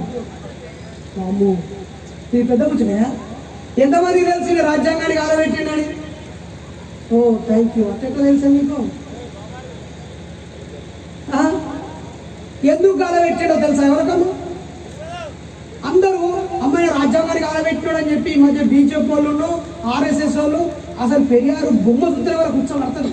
ఇంకా పాములు తేలు వారినట్టుంటే ఎందుకు? ఈ ముసలాయన భారత రాజ్యాంగం రాసినాక అక్కడ చెంపకం దొరై రాజన్ అనే ఒక ఆవిడ కోర్టులో కేసేసింది. అయ్యా మీరు 1927-28 సంవత్సరంలో జస్టిస్ పార్టీ అధికారంలోకి వచ్చాక మీరు రిజర్వేషన్లు పెట్టుకొని 100% రిజర్వేషన్లు పెట్టుకున్నారు. సబ్బండ కులాలలో చదువులో ఉద్యోగాల్లో అవకాశం పొందుతున్నారు. మరి 1950 జనవరి 26వ తారీఖు రాజ్యాంగం అమల్లోకి వచ్చింది. అమల్లోకి వచ్చినాక ఏముంది? చట్టం ముందు అందరూ సమానమే. ఆర్టికల్ 14. దానికి లింగ భేదం లేదు, కులం లేదు, మతం లేదు, పేద దానికి తేడా లేదు. All are equal in front of our Indian constitution. There is no chance అని చెప్పినాక దీన్ని బేస్ చేసుకొని అక్కడ ఉన్నటువంటి ఒక అయ్యగారు వాళ్ళ భార్య, ఆమె చదువుకున్నామే అప్పటికే, ఆమె కేసేసింది. చట్టం ముందు అందరూ సమానమే అయితే ఈ 70 మార్కులు వచ్చినటువంటి గౌండ్ల పిల్లకి ఎట్లా డాక్టర్ సీట్ ఇచ్చినావు? 65 మార్కులు వచ్చినప్పుడు మాలమారి ఆయన కొడుకు నువ్వు ఎట్లా డాక్టర్ సీట్ ఇచ్చినావు? 71 మార్కులు వచ్చిన నా బిడ్డకు ఎందుకు డాక్టర్ సీట్ ఇవ్వలేదు? చట్టం ముందు అందరూ సమానమైన రాజ్యాంగం చెప్తాను అని ఆ అల్లకెళ్ళి ఒక లింక్ దొరకబట్టి అది వచ్చింది. కొత్తగానే జడ్జీలందరూ ఇవ్వనుకుంటా రాజ్యాంగం ప్రకారంగా నువ్వు చెప్పింది రైట్ అని చెప్పి ఈ 2 సీట్లు వీకి మళ్ళీ ఈ సీట్లు కూడా వాళ్ళకే ఇచ్చింది. ఇక ఈ బలం ఉన్నోడికి బలం లేదు అని ఒక కాడేసి బిర్యానీ ప్యాకెట్లు ఎత్తే ఎవరికి దొరుకుతుంది? గట్టిగా బలం ఉన్నోడు పుంజుకొని తింటాడు, పేదోడు కింద పడ్డ తింటారు, లేకపోతే మూసుకొని పంట. అప్పుడు బాబాసాహెబ్ అంబేద్కర్ రాసిన రాజ్యాంగంలో అందరూ సమానమైన ఒక వాక్యం రాయడం వల్ల రిజర్వేషన్లు కొట్టేసి, రిజర్వేషన్లు లేవు రాజ్యాంగం అమలయ్యాక. అప్పుడు పెరియార్ రామస్వామి ఆ కాగితాన్ని చింపి కాలబెట్టిండు. రాజ్యాంగాన్ని కాదు కాలబెట్టింది. ఈ దొంగలు లంగలు బాబాసాహెబ్ను అంబేద్కరిస్టులకు దూరం చేయడానికి.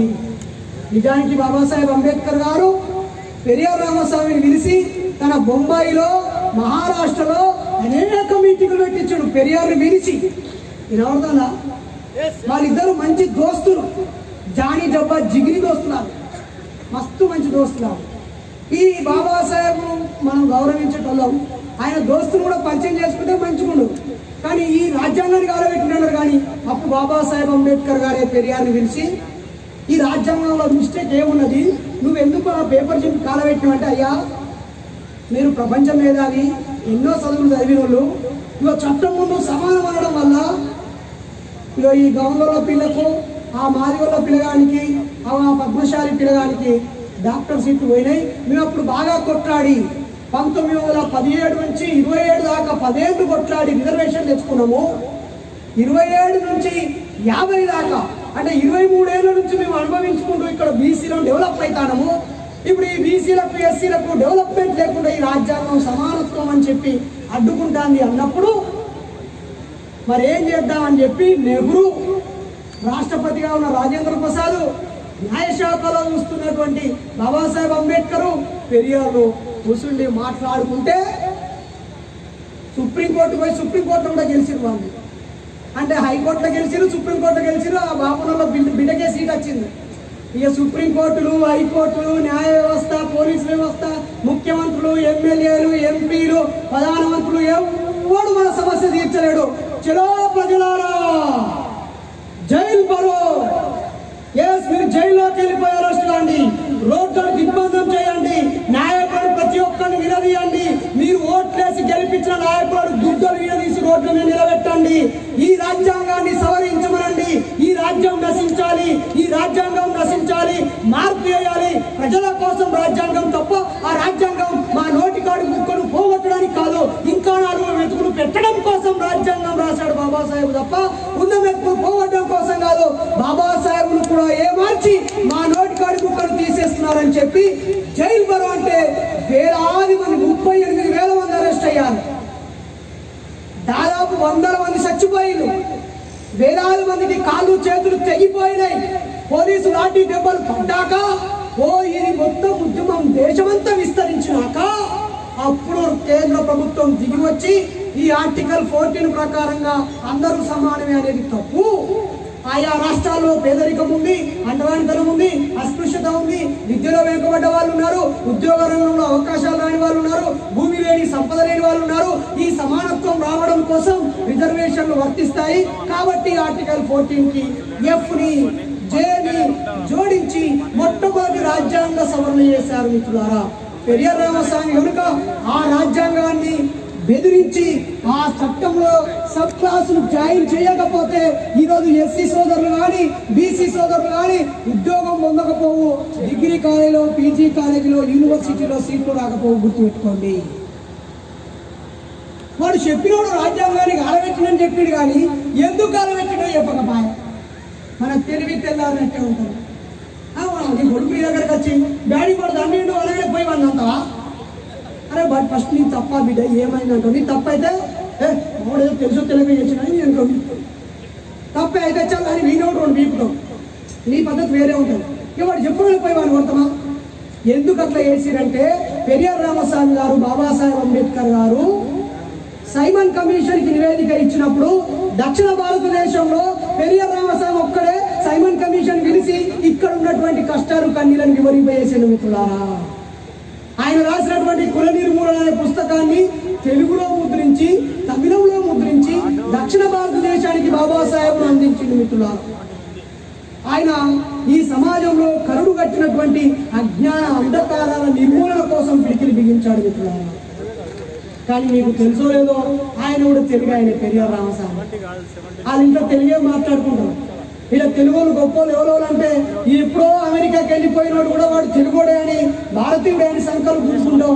ఒక్క నోబెల్ ప్రైజ్ ఇండియాకు రాకపోయినా ఇండియన్ యొక్క కొడుకులైన వాడికి వచ్చిందని చెప్పి వీడు భారతదేశ సంతతి వాడే అని పేపర్లు వేసుకుంటాం. కానీ ఈ సంఘ సంస్కరణ కోసం పనిచేసినటువంటి ఆ బుద్ధుడి చరిత్ర మన బిడ్డలకి చెప్పుకోం, ఆ కబీర్ దాస్ చరిత్ర మనం చెప్పుకోం. ఆ పక్కనే ఉన్నటువంటి మాతా రమాబాయి గురించి ఇందాక సోదరుడు చెప్పిండు. ఇక్కడ ఎంతమంది 2 బిడ్డలు పుట్టినాక ఇక 3 కొడుకు పుడుతులు కావచ్చు అని అట్నే ఉంచుకున్నారు. ఎంతమంది లేరు? నిజం చెప్పారు. 2 కొడుకులు పుట్టినాక ఇంకొకటి బిడ్డలు ఉన్నారని 3వ సంతానం ఉంచుకున్నారు. ఈ మహబూబ్నగర్ గీత మంది ఉన్నారు. 2 కంటే ఎక్కువ మంది అన్నోళ్ళు మహబూబ్నగర్నే ఎక్కువ ఉన్నారు. వినపడుతుందా? బండకు బండ.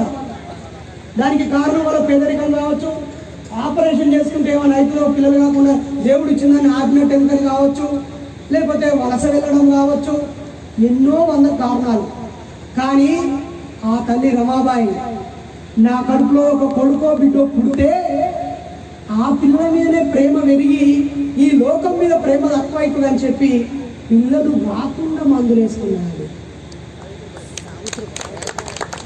సావిత్రిబాయి పూలే ఈ తల్లి చదువుల తల్లి అన్నా కదా.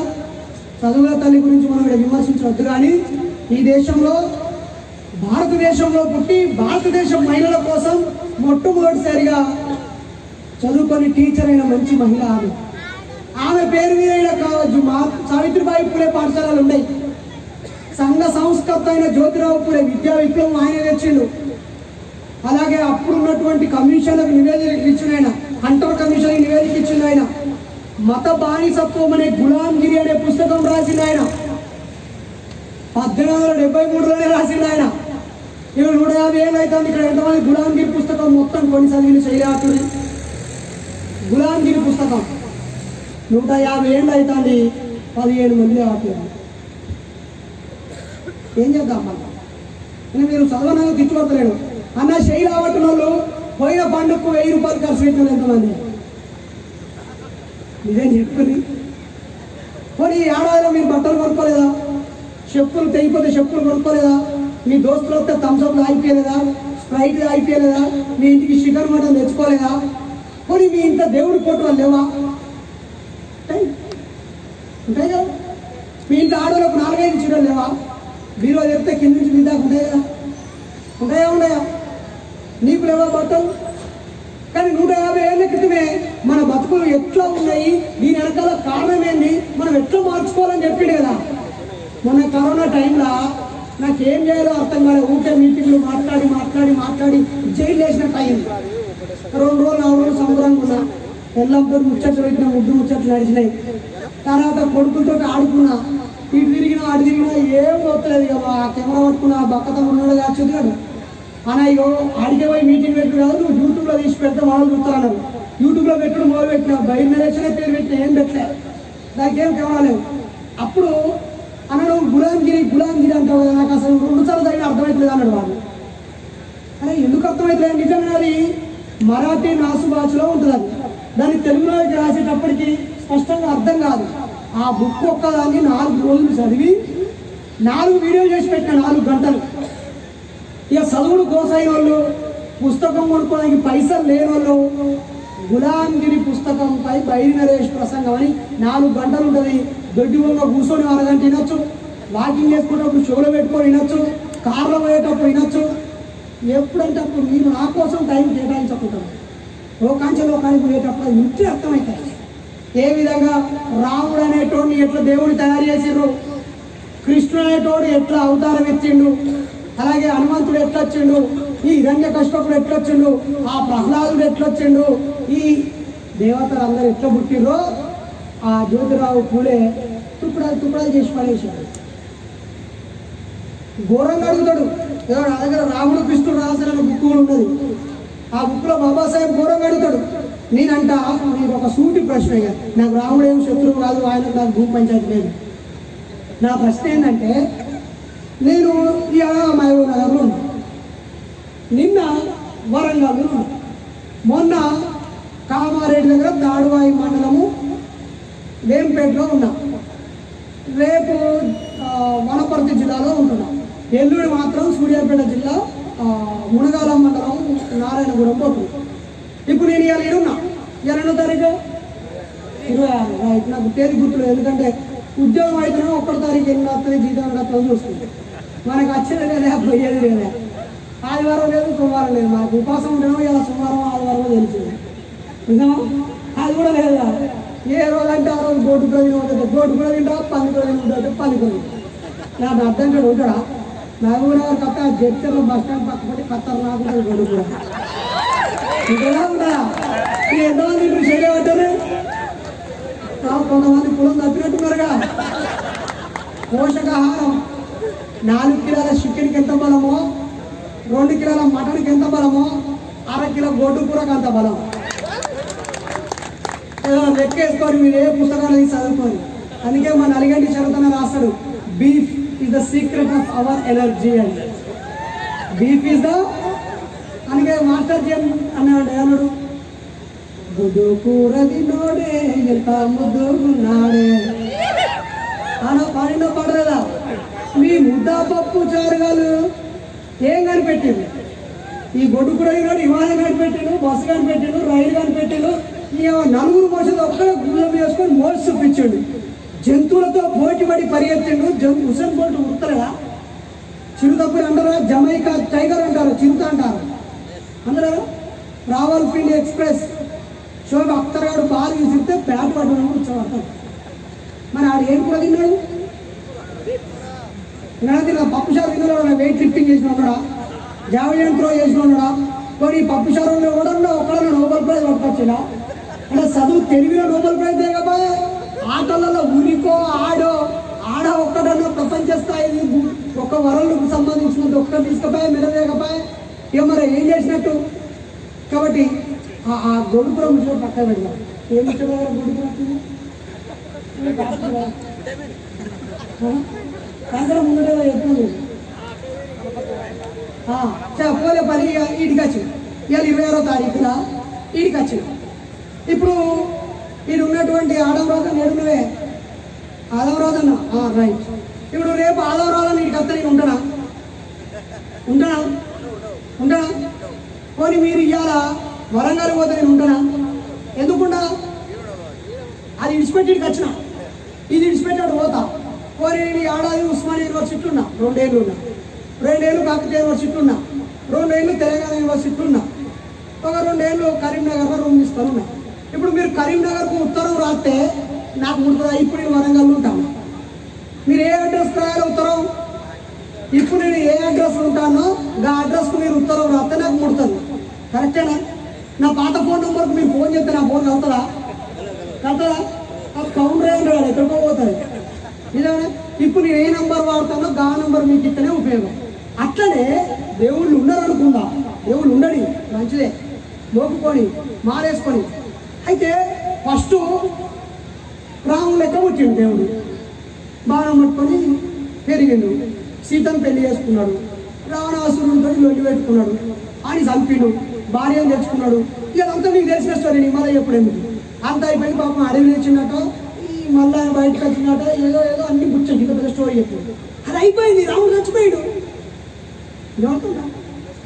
దేవుడు రాముడు అవతారం ఎత్తిండు, కొన్ని మంచి పనులు చేసిండు, చచ్చిపోయింది.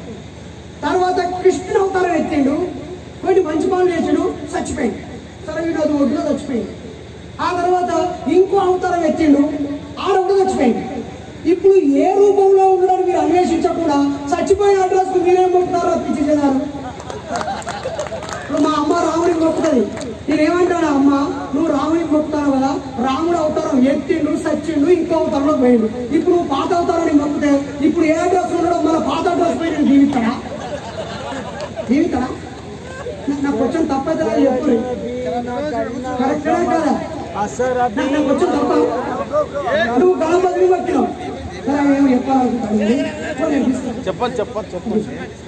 ఎలా చెప్తాను? ఇప్పుడు మీరు కృష్ణుని మొక్కుతారు, కృష్ణుని మొక్కితే కృష్ణుని అవతారం అయిపోయింది కదా, అయిపోలేదా? ఆ అవతారం అయిపోయింది. ఆయన పుట్టిన జాగా ఉన్నది, ఆయన చచ్చిపోయిన నది ఒడ్డు ఉన్నది, చచ్చిపోయిన పుట్టి చచ్చిపోయేలాగా ఈ పని చేసిన చరిత్ర ఉన్నది. సరే, అది నిజమా కాదా అనేది పక్కన పెడదాం. మరి ఆ అవతారం అయిపోయినాక మీరు మళ్ళీ మీరు మనందరూ అమాయకులు చేసి ఆ అవతారానికి పూజ చేపిస్తారేంటి కదా? మనందరూ ఏమన్నా దేవుడు ఉన్నాడు రావాలి, ఇప్పుడు ఏ అవతారంలో ఉన్నాడు, ఏ దేవుడు మొక్కలు, ఏ అడ్రస్ ఉత్తరం రాయాలి? పాత అడ్రస్ ఏది? పుట్టిండు, చచ్చిండు, తర్వాత వాట్ నెక్స్ట్?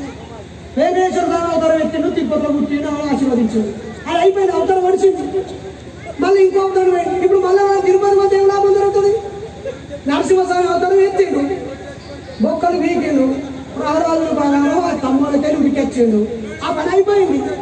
ఇప్పుడు ఈ అవతారం ఉన్నాడు దేవుడు. నా ప్రశ్న అర్థమైందా? ఇప్పుడు దేవుడు ఏ అవతారంలో ఉన్నాడు, మేము ఏమి మొక్కుతే డైరెక్ట్ మొత్తం దేవుడికి మాకు మధ్యలో మీ ఎత్తనమేంది ఏమవుతుందా? మధ్యలో నీ కథ ఏంటి? ఒక్కసారి మనసులో చేయబెట్టుకోండి, గుండె చేసుకొని మీరు పుట్టిన కాడ నుంచి ఇప్పుడు మీ వయసు ఎంత ఉన్నదో ఇప్పటిదాకా ఎన్ని పైసలు ఈ దేవుళ్ళ పేరు మీద, పండుగల పేరు మీద, జాతరల పేరు మీద, తీర్థయాత్రల పేరు మీద, ఇల్లు ఫంక్షన్ల పేరు మీద, సారీ ఫంక్షన్ల పేరు మీద, పుట్టినరోజుల పేరు మీద, నూతన సంవత్సరం అనో, పండుగనో, పప్పమనో, సావనో, ధూపం, ఏదోటి గాలెనో, దూడనో, యంత్రమో, తంత్రమో, మంత్రమో, ఏదో ఒక పేరుతోటి ఎన్ని పైసలు ఖర్చు పెట్టిర్రు? ఈ మహనీయులు రాసిన పుస్తకాలు ఎన్ని మీ ఇంట్లో పెట్టిర్రు? ఎన్ని పైసలు ఈ అజ్ఞానం కోసం ఖర్చు పెట్టిర్రు? ఎన్ని పైసలు ఈ మహనీయులు పుట్టిన ప్రదేశానికో, చచ్చిపోయిన ప్రదేశానికో, వారి ప్రత్యేకతలు వివరించిన ప్రదేశానికో పోయొచ్చు. ఉదాహరణకి మీ అందరి ఇళ్ళలో ఈ పోయిన సంవత్సరం ఉగాది నుంచి ఇప్పుడు ఉగాది వరకు ఎన్ని దేవతలు వాళ్ళ కోసం పుట్టి, బ్రాహ్మణులు, క్షత్రియులు, వైశ్యులు ఈ ముగ్గురి కోసమే అవతారాలు, మీకోసం కాదు. గుర్తుపెట్టుకోరి ఖబర్దార్. ఓ రెడ్డి సోదరులారా, ఓ వెలమ సోదరులారా, ఓ కమ్మ కాపు సోదరులారా, శాలోళ్ళారా, గొల్లోళ్ళారా, తెలుగోళ్ళారా, కురువోళ్ళారా, మిత్రులారా, కమ్మరి కుమ్మరి అన్ని కులాలను మాలమాగా కలప, ఎందుకంటే వాళ్ళకి రాదు. మీ అందరి కోసం ఏ ఒక్క కులం కోసమో, మీ వృత్తి కోసం ఏ ఒక్క అవతారం ఎత్తలేదు. ఎత్తిన ప్రతి అవతారము బ్రాహ్మణులకు, క్షత్రియులకు, వైశ్యులకు, ఈ మూడు కులాల వాళ్ళకు లాభం చేకూర్చడం కోసం మాత్రమే దేవతల అవతారం ఎత్తారు. కాబట్టి దేవతలు ఉన్నారు, దేవతలు ఆశీర్వదిస్తారు, దేవతలు సహాయం చేస్తారు. ఆ మూడు కులాలకు మాత్రమే, మిగతా వాళ్ళకు మిగతా వాళ్ళు మొక్కాల్సిన అక్కర్లేదు. మన సోదరుడు ఈ నుంచి వాకింగ్ చేస్తా ఉంటారు, అక్కడికి ఏమి శ్రీశైలం దాకా అర్థనే ఉంటాడు, అర్థనే ఉంటాడు, నేను రోజు ఆపుకున్నా అన్న, అందరికి వాటర్ బాటిల్ ఇచ్చిన, అన్నయ్య తింటారా అని చెప్పి వాళ్ళకు యాపిల్స్ ఇచ్చిన, ఇచ్చి కూర్చోబెట్టమని నన్ను తప్పుగా అనుకోకు, నీ సంగతి అని మొత్తం చెప్పిన. ఆయన భార్య గురించి చెప్పిండు, పిల్లల గురించి చెప్పిండు, పేదరికం గురించి చెప్పిండు, అప్పుల గురించి చెప్పిండు, తాగుడు బంద్ చేయడం కోసం వేసిన అని చెప్పిండు, ఇది వేస్తేనే ఊళ్ళో విలువ అని చెప్పిండు, కలిసి 4 రోజులు ప్రశాంతంగా ఉండొచ్చు అని చెప్పిండు. ఆయన చెప్పిన విషయాలని చెప్తే వేసుకున్నాడు, కరెక్టే అనిపించింది, వేసుకున్నాడు. కానీ ఈ బుద్ధుడు ఏం చెప్పిండు, నిన్ను నువ్వు జయించితే నిన్నెవరు జయించలేదు, నువ్వెవరికి బానిసలు కాలేవు. అందుకే మనల్ని మనం జయించాలి. అంటే ఒక మాలేస్తే తప్ప మనం కంట్రోల్ లేని పరిస్థితి ఉండద్దు. ఒక మాలేస్తే తప్ప ఎదుటి మనల్ని గౌరవిస్తలేడంటే మనం ఇంత నీచంగా బతుకుతున్నట్టు. నువ్వు మాలేసినా, వేయకున్నా, మొక్కినా, మొక్కకున్నా నీ క్రమశిక్షణే నీకు నిజమైన రక్షణ, నీ జ్ఞానమే నీ ఆయుధము. మనందరి ఐకమత్యమే మన బలం. జైబే మన బలం ఏంటి? మన ఐకమత్యమే. మన ఐకమత్యంగా లేకపోతే బలం లేదు. అందుకే ఆ మూడు కులాలను బలంగా ఉండి మీ అందరి ఇళ్ళలో పండుగ చేపిస్తాను. బొడ్రాయి పండుగ అని పెడతాను. బొడ్రాయి అనేది పూర్వ రోజులలో ఈ హద్దులు లేవు, ఈ జాగలు లేవు, ఏ రోడ్డు ఎటుంటుంది, ఏ ఇల్లు ఎడగట్టుకోవాలి, ఎటు రోడ్డు వేయాలి, ఏం తెలియని కాడ ఈడ నీళ్ళ తావు ఉన్నదని చెప్పి ఆడో కాడ బండ వాటి ఇది బొడ్రాయి అని పెట్టి ఈ నుంచి ఇటో రోడ్డు మనం ఇట్లుందామని చెప్పి మొట్టమొదట ఊరు పొందించినప్పుడు పెట్టే బండనే బొడ్రాయి అంటాం. దాన్ని ఇప్పుడు ఊరు పొందించి రోడ్డు నడిపేసి సీసీ రోడ్లు వేసి ఫ్లైఓవర్లు వేసి ఆడభూమి పంచుకొని పట్టకాయలు వేసుకొని తాత నుంచి మనవనికి వచ్చి మనవ నుంచి మునిమనవనికి వచ్చి అన్ని పంచుకొని ఇప్పుడు దాని జాగ్రత్త మనం కొట్టుకొని తెచ్చుకుంటా అంటే ఆ ఉన్న బొడ్రాయి అట ఏదో నీళ్ళట గురిగిందట కిందుకున్నట అని చెప్పి అర్థమవుతుంది. ఏంటట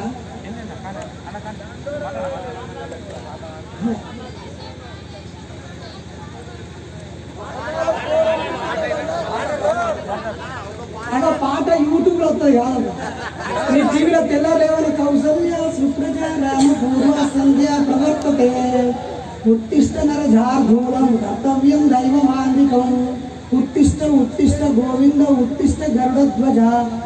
ఈ కమలాకాంతం త్రైలోక్యం మంగళం కూడా లేదు కదా. నేను అడిగినా ఈ పాట అర్థమైందా భూషణికి అని అడిగినావా?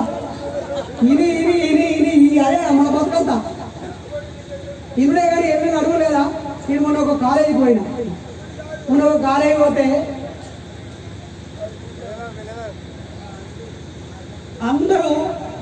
అడిగిన, అరే పిల్లలు మిమ్మల్ని అందరినీ ఎవరైనా మిమ్మల్ని చదువుకోమన్నారా అన్న. మా అమ్మ నాన్న అన్నారు. ఏమన్నారు? బాగా చదువుకో. మీ సార్లు ఏమన్నారు? బాగా చదువుకో. ఆఫీసర్లు ఏమన్నారు? బాగా చదువుకో. మీ ఇంట్లో అందరూ ఏమన్నారు? అందరూ బాగా చదువుకో అన్నారు. ఓకే, మరి ఇప్పుడు మీరు డిగ్రీ దాకా వచ్చారు కదా, అందరు మిమ్మల్ని బాగా చదువుకో అంటారు కదా, ఒక్కసారన్నా అన్నోళ్ళను బాగా చదువుకోనంటే ఏంటిది అని అడుగురు. అట్లా వాళ్ళని అడిగినా అంటే ఫస్ట్ బాగా చదువుకోవడం ఏంటో తెలిస్తే నువ్వు బాగా చదువుకుంటావు. మేము రాము పోలేపల్లికి పోమంట. ఎందుకంటే వాడు మా సత్యగాడు పోలేపల్లికి ఎట్లా పోవాలో తెలిస్తే అడిగి పోతారా? పోలేపల్లికి బొమ్మిట పోతారా?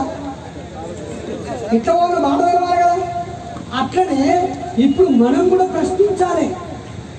అయ్యా, నా బతుకులో దేవుని పాత్ర ఏంటిది, బాబాసాహెబ్ పాత్ర ఏంటిది? అంతే.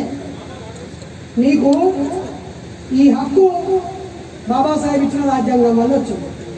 ఆయన చేతిలో ఉన్న రాజ్యాంగం కాకుండా ఈ దేశానికి ఇంకో రాజ్యాంగం ఉన్నది. నిజానికి పరోక్షంగా అదే అమలవుతుంది. ఆ రాజ్యాంగం పేరే మనుధర్మ శాస్త్రం.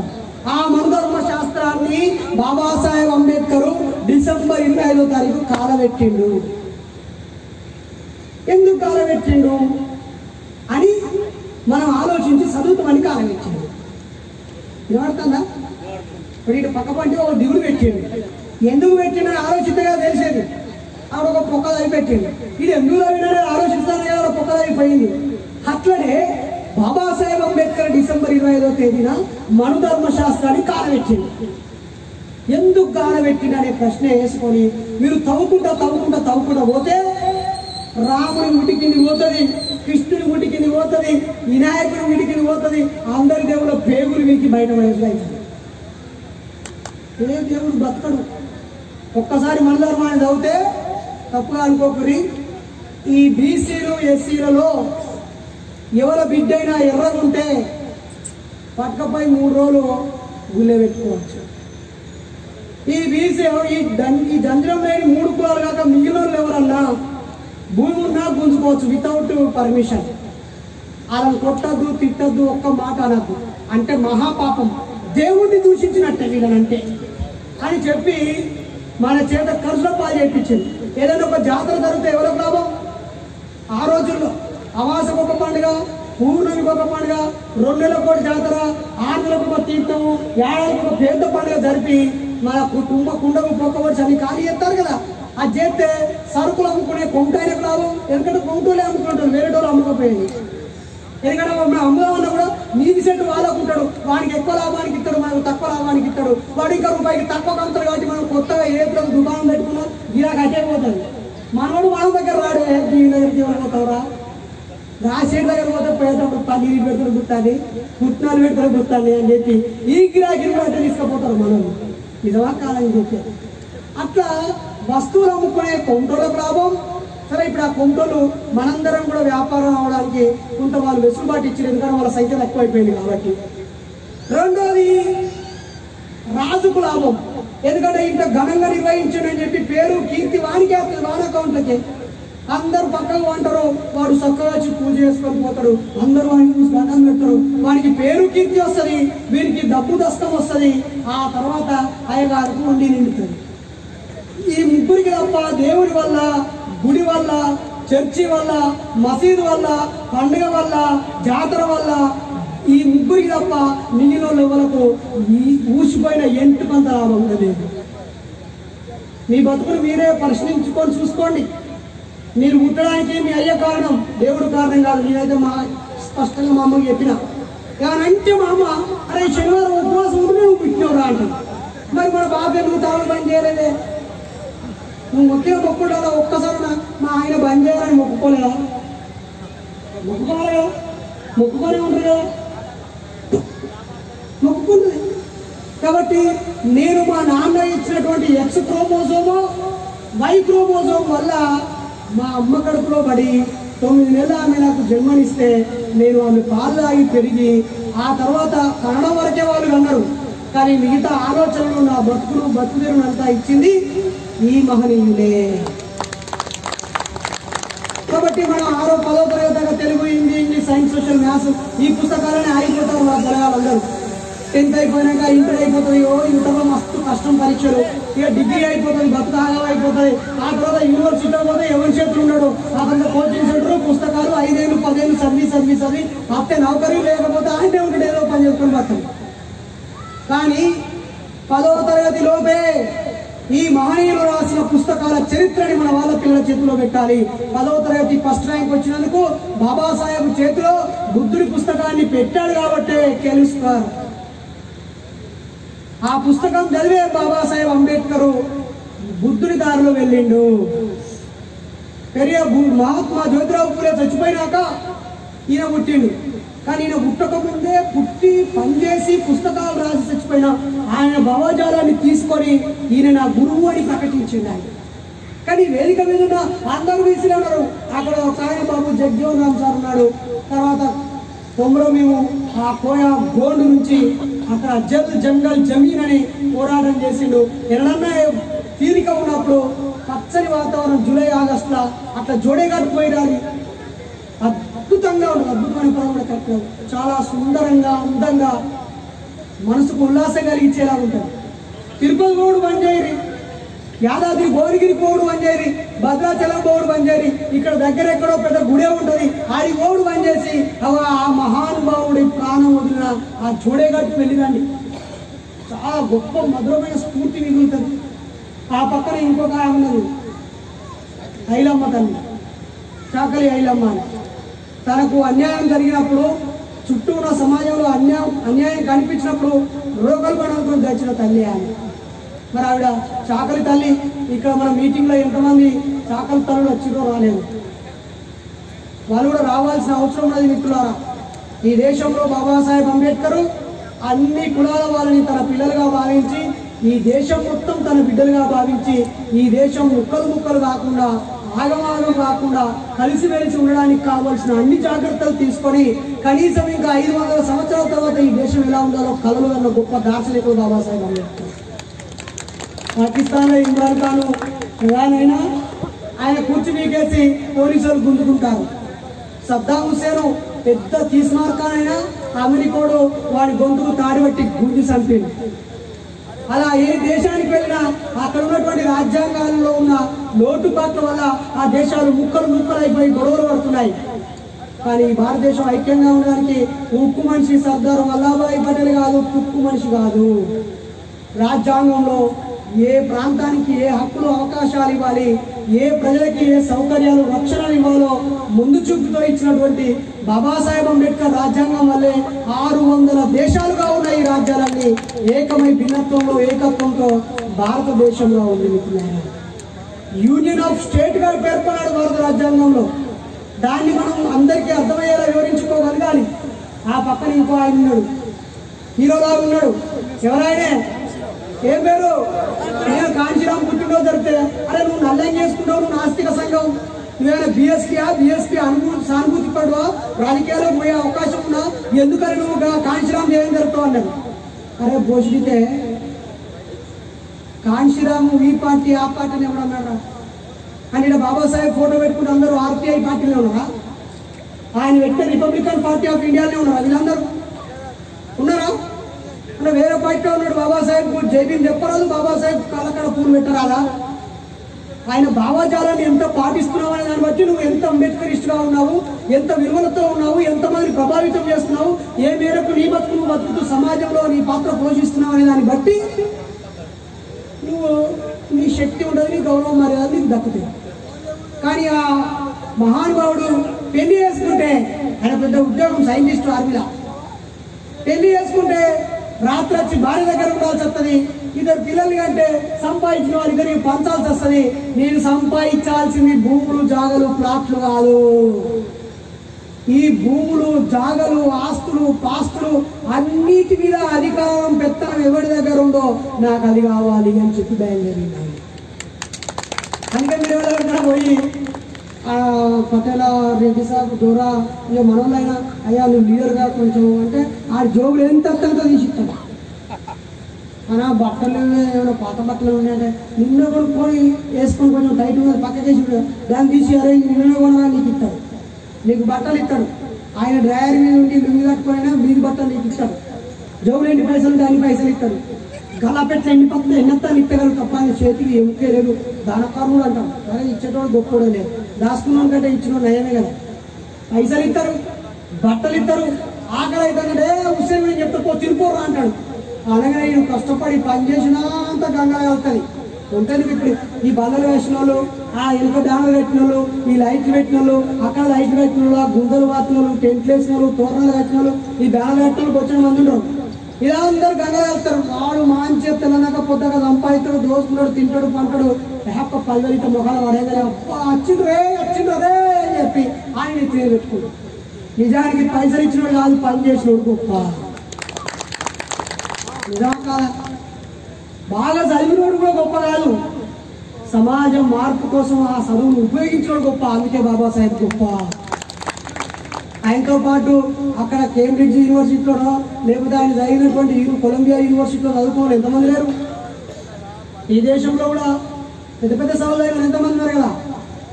కాదు. కానీ డబ్బులు ఇవ్వగలుగుతారు, బట్టలు ఇవ్వగలుగుతారు, నువ్వు తింటా అంటే అన్నం పెట్టగలుగుతారు.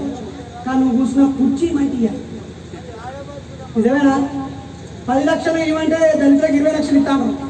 నీ బిడ్డ పెళ్లికి 1,16,1000 కాదు, వచ్చే సంవత్సరం నుంచి మొత్తం పెళ్లి ఖర్చు పెడతా అంటాడు ఎవరన్నా. కానీ ముఖ్యమంత్రి రేపు ఏ ముఖ్యమంత్రి అయినా నీ బిడ్డ పెళ్లి ఖర్చు నాదే, నీ ఇంట్లో సాగుకైతే కూడా మొత్తం ఖర్చు నాదే. అసలైతే ఉద్యోగం ఇస్తా నాదే, ఉద్యోగం ఇవ్వకపోతే నెలకి 20,000 నేను ఇస్తా నాదే. నీ భార్య ఒకదే ఉన్నా విధవరాలు పెన్షన్ ఇస్తా, నీ చెల్లె పెళ్లి కాకుండా అట్టే ఉన్నా ఒంటరి మహిళ పింఛన్ ఇస్తా, నువ్వు బీడీ చేస్తున్నావు బీద పింఛన్ ఇస్తా, నువ్వు తాళెత్తున్నావు తాళ్ళ పింఛన్ ఇస్తా, నువ్వు మొగ్గం ఎత్తున్నావు మొగ్గం పింఛన్ ఇస్తా, నువ్వు చేపలు అమ్ముకుంటున్నావా నీకు స్కూటీ ఇస్తా. ఏదంటారు ఇస్తా ఇస్తా ఇస్తా ఇస్తా ఇస్తా నీకు ఏ భవనం ఆ భవనం ఇస్తా ఈ భవనం ఇస్తా. ఇవన్నీ ఆడుకునేటోళ్ళకు దానం చేసేటోళ్ళు ఇచ్చే ఆఫర్లు. కానీ నీ కుర్చీల బిడ్డ అని వాడు ఇవన్నీ ఇచ్చే అధికారం నీకు ఎక్కడి నుంచి వచ్చిందో ఆ అధికారం మాకు ఇస్తే మాకు మేము ఇచ్చుకోవాలి. నువ్వు ఇచ్చేది ఎందుకు మాకు మేము ఇచ్చుకోవా? నిజమా కాదా? గది కనిపెట్టిండు బాబా ఈ కాన్షురావు. అందుకే ఆయన పెళ్లి చేసుకోలే. ఇంతకెళ్ళి బయటకు వచ్చినప్పుడు ఆయన ఏం చేయండి తెలుసా?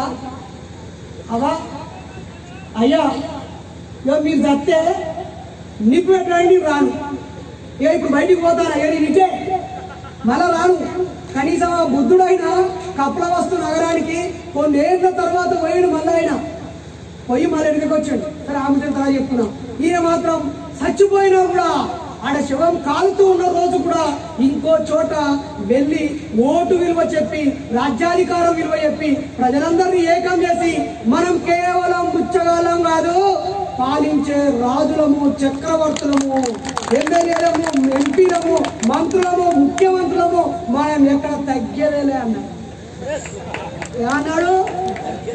పుష్ప సినిమాలో ఆడనుడు కాదు, ఈయన అన్నాడు మీసారి గిక్కున్నాయన. అర్థమైందా? ఆయన అన్నాడు. ఆయన తర్వాత ఇంకో పెద్ద మనిషి ఉన్నాడు, ఆయన కూడా పెళ్లి చేసుకోలేదు. ఆయన వైస్ ఛాన్సలర్ గా చేసిండు, రిఫ్యూ యూనివర్సిటీ రిజిస్టర్ గా చేసిండు, ఢిల్లీలో తెలంగాణకు రిప్రజెంటేటివ్ గా చేసిండు, పుస్తకాలు రాసిండు తెలంగాణ జరిగిన అన్యాయం మీద, తెలంగాణ విద్యావంతుల వేదికను పెట్టిండు, విద్యావంతులను ఏకం చేసిండు. మోసేటోడు ఎవరు అని చూసి చూసి కేసీఆర్ మోస్తా ఉంటే సలహాలు ఇచ్చుకుంటా రాజగురువులు ఎక్కున్నాడు. పాపం ముందే వచ్చింది కాబట్టి నేను తెలంగాణ పిత అంటున్నాం. కానీ ఈ తెలంగాణ పిత ఆయన అంటే ఎత్తా రేపు నీళ్ళు వస్తే నీళ్ళు కావాలని చెప్పి పాపం ఈ మధ్య ఆయన జాతి పిత అంటలేరు. ఎందుకంటే రేపు కేసీఆర్ వచ్చిపోతే తెలంగాణ పిత ఎవరైతారో కేసీఆర్. అందుకే కొన్ని ముఖ్యమైన జంక్షన్లలో ఏ విగ్రహం పెట్టించలేరు. అరే ఇది ఎందుకు పెట్టించలేరు అంటే రేపటి కాలం మావాడు వస్తే ఈ సెంటర్లో వెళ్దామని.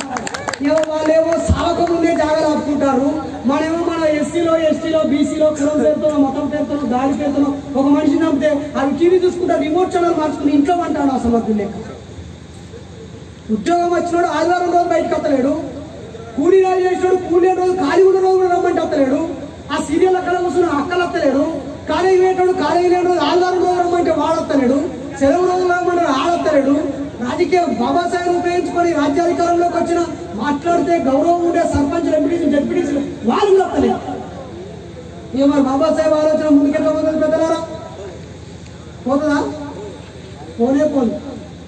దయచేసి ఇప్పుడున్న రాజులు, రేపు ఎవరైనా రాజులైతే, మహారాజులైతే, మంత్రులైతే, ముఖ్యమంత్రులైతే, ఎవరైనా ఇప్పుడున్న ఈ చెత్త సమాజం కాకుండా కొత్త సమాజం ఏర్పడితే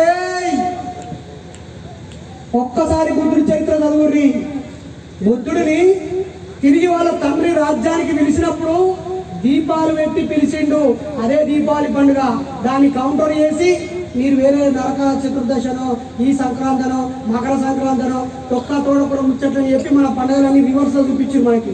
ఆ చరిత్రను మనం యూట్యూబ్ లో తర్వాత చెప్పుకున్నాం, ఇప్పుడు అంత టైం లేదు. కానీ ఆ బుద్ధుడిని వాళ్ళ నాయన ఏమని అడుగుతాడు తెలుసా? కొడుకా, నీ భార్యని విడిచిపెట్టి, నీ కొడుకుని విడిచిపెట్టి ఇన్నేళ్ళు అడవిలో తిరిగి ఊర్లు తిరిగి రాజులను మార్చుకుంటూ మళ్ళీ నా దగ్గరికి వచ్చినావు. నాకు చాలా సంతోషంగా ఉంది. మరి నువ్వు పోతా అంటాను, నీ కన్నా తండ్రిని నేను, దయచేసి ఇక్కడనే ఉండరాదు కొడుకా అన్నాడు. ఏమన్నాడు? అంటలేరు. ఏమన్నాడు? ఈయన ఉండరా, బోధన ఏదో చేసుకోవాలి, మంచిగా కట్టిస్తా, నీకు అన్ని సౌకర్యాలు చేస్తా, ఈయన ఉండి నీకు నచ్చిన పని చేసుకో, పోకు అని. అప్పుడు బుద్ధుడు ఏమన్నాడు? ఇప్పుడు కొత్తగా కాబోయే నాయకులు కావాలని మీరందరూ సర్పంచులు, ఎంపీటీసీలు, జెడ్పీటీసీలు, ఎమ్మెల్యేలు కావాలనుకుంటారా? 2 రోజులు అయితేరా కారా పక్కన పెడదాం, కావాలని మనసారా కోరుకునే వ్యక్తులలో ఫస్ట్ నేనే ఉంటాను. మీరే గుర్తున్నా కానీ ప్రజలలో ఉండే మనిషి ఉంటే మీరే గెలవాలని నేను కోరుకుంటాను. సరే, ఆ మనిషిని పక్కన పెడదాం, దొంగలంగా గెలవాలని కోరుకోను. అయితే అప్పుడు బుద్ధుడు ఆ పాలించే రాజుకు చెప్తాడు ఏమని? ఓ నాన్న, నీకు నీ కొడుకైన నా మీద ప్రేమ ఉన్నది. నేను కష్టపడద్దు, కన్నీళ్లు పడద్దు, ఇబ్బంది పడద్దు, అడుక్కొని తినద్దని నీకున్నది. నేను ఇక్కడే ఉంటే నన్ను గొప్పగా చూసుకొని సౌకర్యాలన్నీ ఇచ్చి నన్ను ప్రేమతో పెంచుకోవాలని నీకున్నది. ఇప్పుడు నేను పోవడం వల్ల అయ్యో కొడుకు పోతున్నాడు అనే బాధ, దుఃఖం నీకున్నది. అయితే నేను ఇక్కడ ఉండాలని కోరుకోకు, నువ్వు నా పట్ల ఏ ప్రేమ, జాలి, దయ, కరుణ చూపించాలనుకుంటున్నావో నీ రాజ్యంలో ఉన్న వాళ్ళందరికీ చూపించి నీ కొడుకు నువ్వు అక్కడ ఉన్న ప్రజల్లో చూసుకో అని చెప్పింది బుద్ధుడు. ఇంత గ్రేట్ మాట వింటున్నారా? నిజమా కాదా? కాబట్టి రేపు కాబోయే బాలకులారా, నీ కన్న బిడ్డలే కాదు, మీ అవసరం వచ్చిన ప్రతి చోట వాళ్ళకు కూడా బాధ్యత తీసుకోవాలి. అందుకే బాబాసాహెబ్ అంబేద్కర్ తనకు పుట్టిన 4 కొడుకుల్లో 3 కొడుకులు చచ్చిపోయినా, తనకు పుట్టిన ఒకగానొక బిడ్డ చచ్చిపోయినా నిరాశ చెందకుండా మనందరి పక్షాన నిలబడ్డాడు మిత్రులారా. అందుకే ఈరోజు ఇక్కడ ఒక విగ్రహం పెట్టారు. ఆ విగ్రహం పెట్టగానే రిలాక్స్ అవుతారు కొంతమంది. అమ్మ ఎన్నో రాజకీయాలు, అరే దీని ఇనాగ్రేషన్ కు మాలైనా వెళ్తామా, మాయగా వెళ్తామా, మన పైసలు ఎక్కువనా, వాళ్ళ పైసలు ఎక్కువనా, మనలో ఎక్కువ డొనేషన్లు ఇచ్చినా, వాళ్ళలో ఎక్కువ ఇచ్చినా, అందరూ మాలోనే అవుతారా, వేదికలో మాలోనే అవుతారా, ఇది కాకుండా ఎవడన్నా బీసీ ఒక్కని వెళ్తాం, బహుజన బీసీ కోటాలే నిలుచుంటారు. నాకు 2 కోటాలు ఉంటాయి. ఒకటి మూఢనమ్మకాలు, దేవుడి దయ్యం కోట ఒకటి ఉంటుంది, ఇంకోటి బీసీ కోట ఉంటుంది. 2. కానీ అది ఏమైనా నా బాధ్యత నేను పోషిస్తాను. ఇక్కడ బీసీ సోదరులు ఉంటే చెప్తున్నా, మీ బీసీ కులంలో మీరు ఏ కులమో, మీ కులానికి ఒక దేవుడిని పుట్టించిండు అయ్యగారులు, కానీ మీ కులం నుంచి ఒక్కరిని సంస్కర్తలు ఎదగనియలేదు. ఒక్కసారి మీ కులంలో ఉన్న మహనీయులను గుర్తించుకోండి. వాళ్ళు ఏ సమాజం కోసం కలలు ఉన్నారో ఆలోచించండి. అప్పుడు మీ కులంలో పుట్టిన ప్రముఖుడి కంటే అత్యంత ప్రముఖుడు ఈ భారతదేశంలో కేవలం బాబాసాహెబ్ అంబేద్కర్ మాత్రమే. మీ కుల పెద్దలు, మీ కుల పురాణం ప్రకారంగా మీ కుల పురాణ సృష్టికర్తలు, ఆ కుల దైవాల కంటే, దేవుళ్ళనే కల్పిత పాత్రల కంటే బాబాసాహెబ్ అనే మహానుభావుడే పుట్టుక నుంచి చావు దాకా అడుగడుగున మనకు కావలసిన అవకాశాన్ని, సమానత్వాన్ని ఇచ్చి వెళ్ళింది మిత్రులారా. బీసీ సోదరులు చాలా గుర్తుపెట్టుకోవాలి. ఒక్కసారి దయచేసి బీసీ సోదరులను కోరుతున్నాను, ఎప్పుడైనా అవకాశం ఉంటే మనసు పెట్టి బాబాసాహెబ్ లైఫ్ హిస్టరీ పుస్తకం ఎల్లూరి గారు రాసి ఉంటుంది, 350 రూపాయలు ఉంటుంది. అదొక్కసారి మొత్తం చదివితే నీ దగ్గర బీసీ సోదరులారా, నీకు దగ్గరగా ఉన్న ఎస్సీ సోదరులను చూసి ఒకవేళ ఆ కనిపించే వ్యక్తి తప్పులు కూడా నీ మెదడులో బాబాసాహెబ్ గట్టగట్టుంటే అది కూడా కనుక్కో. లేదా అందరూ మావాడు అంటే నేను బాలుడే కావచ్చు అని అనుకుంటే అది మార్చుకోకపోతే నీ కులానికి సంబంధించిన చైతన్యం కూడా నీకు రాదు. నీ కుల సంఘం పట్టుకున్నావన్నా, నీ కులంలో కొంతమందికి ఉద్యోగాలు వచ్చినాయన్నా, నీ కులంలో కొంతమంది చదువుకొని సర్పంచులు, ఎంపీసీలు, జెడ్పీటీసీలు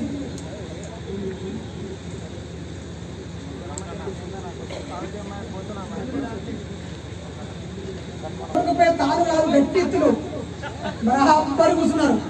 నిజమా కాదా? వాళ్ళు వచ్చిందే బరాబర్. ఇది నిజానికి అయితే కృష్ణన్న మాట్లాడినాక ఇది మీటింగ్ ఒడిచిపోయి కాదు, ఒడిచిపోయి కానీ ఒడవలే ఉన్నది. అంటే ఒక నాయకుడితోనో ఒక ఊపు వచ్చినప్పుడే వచ్చి తర్వాత ఎటో వెళ్ళిపోవాలనే సంస్కృతి మీరు తిరగరాసి ఈ మీటింగ్ ద్వారా. నాయకుడు వచ్చిండు, ఆవిష్కరించాడు, మాట్లాడాడు, పోయిండు.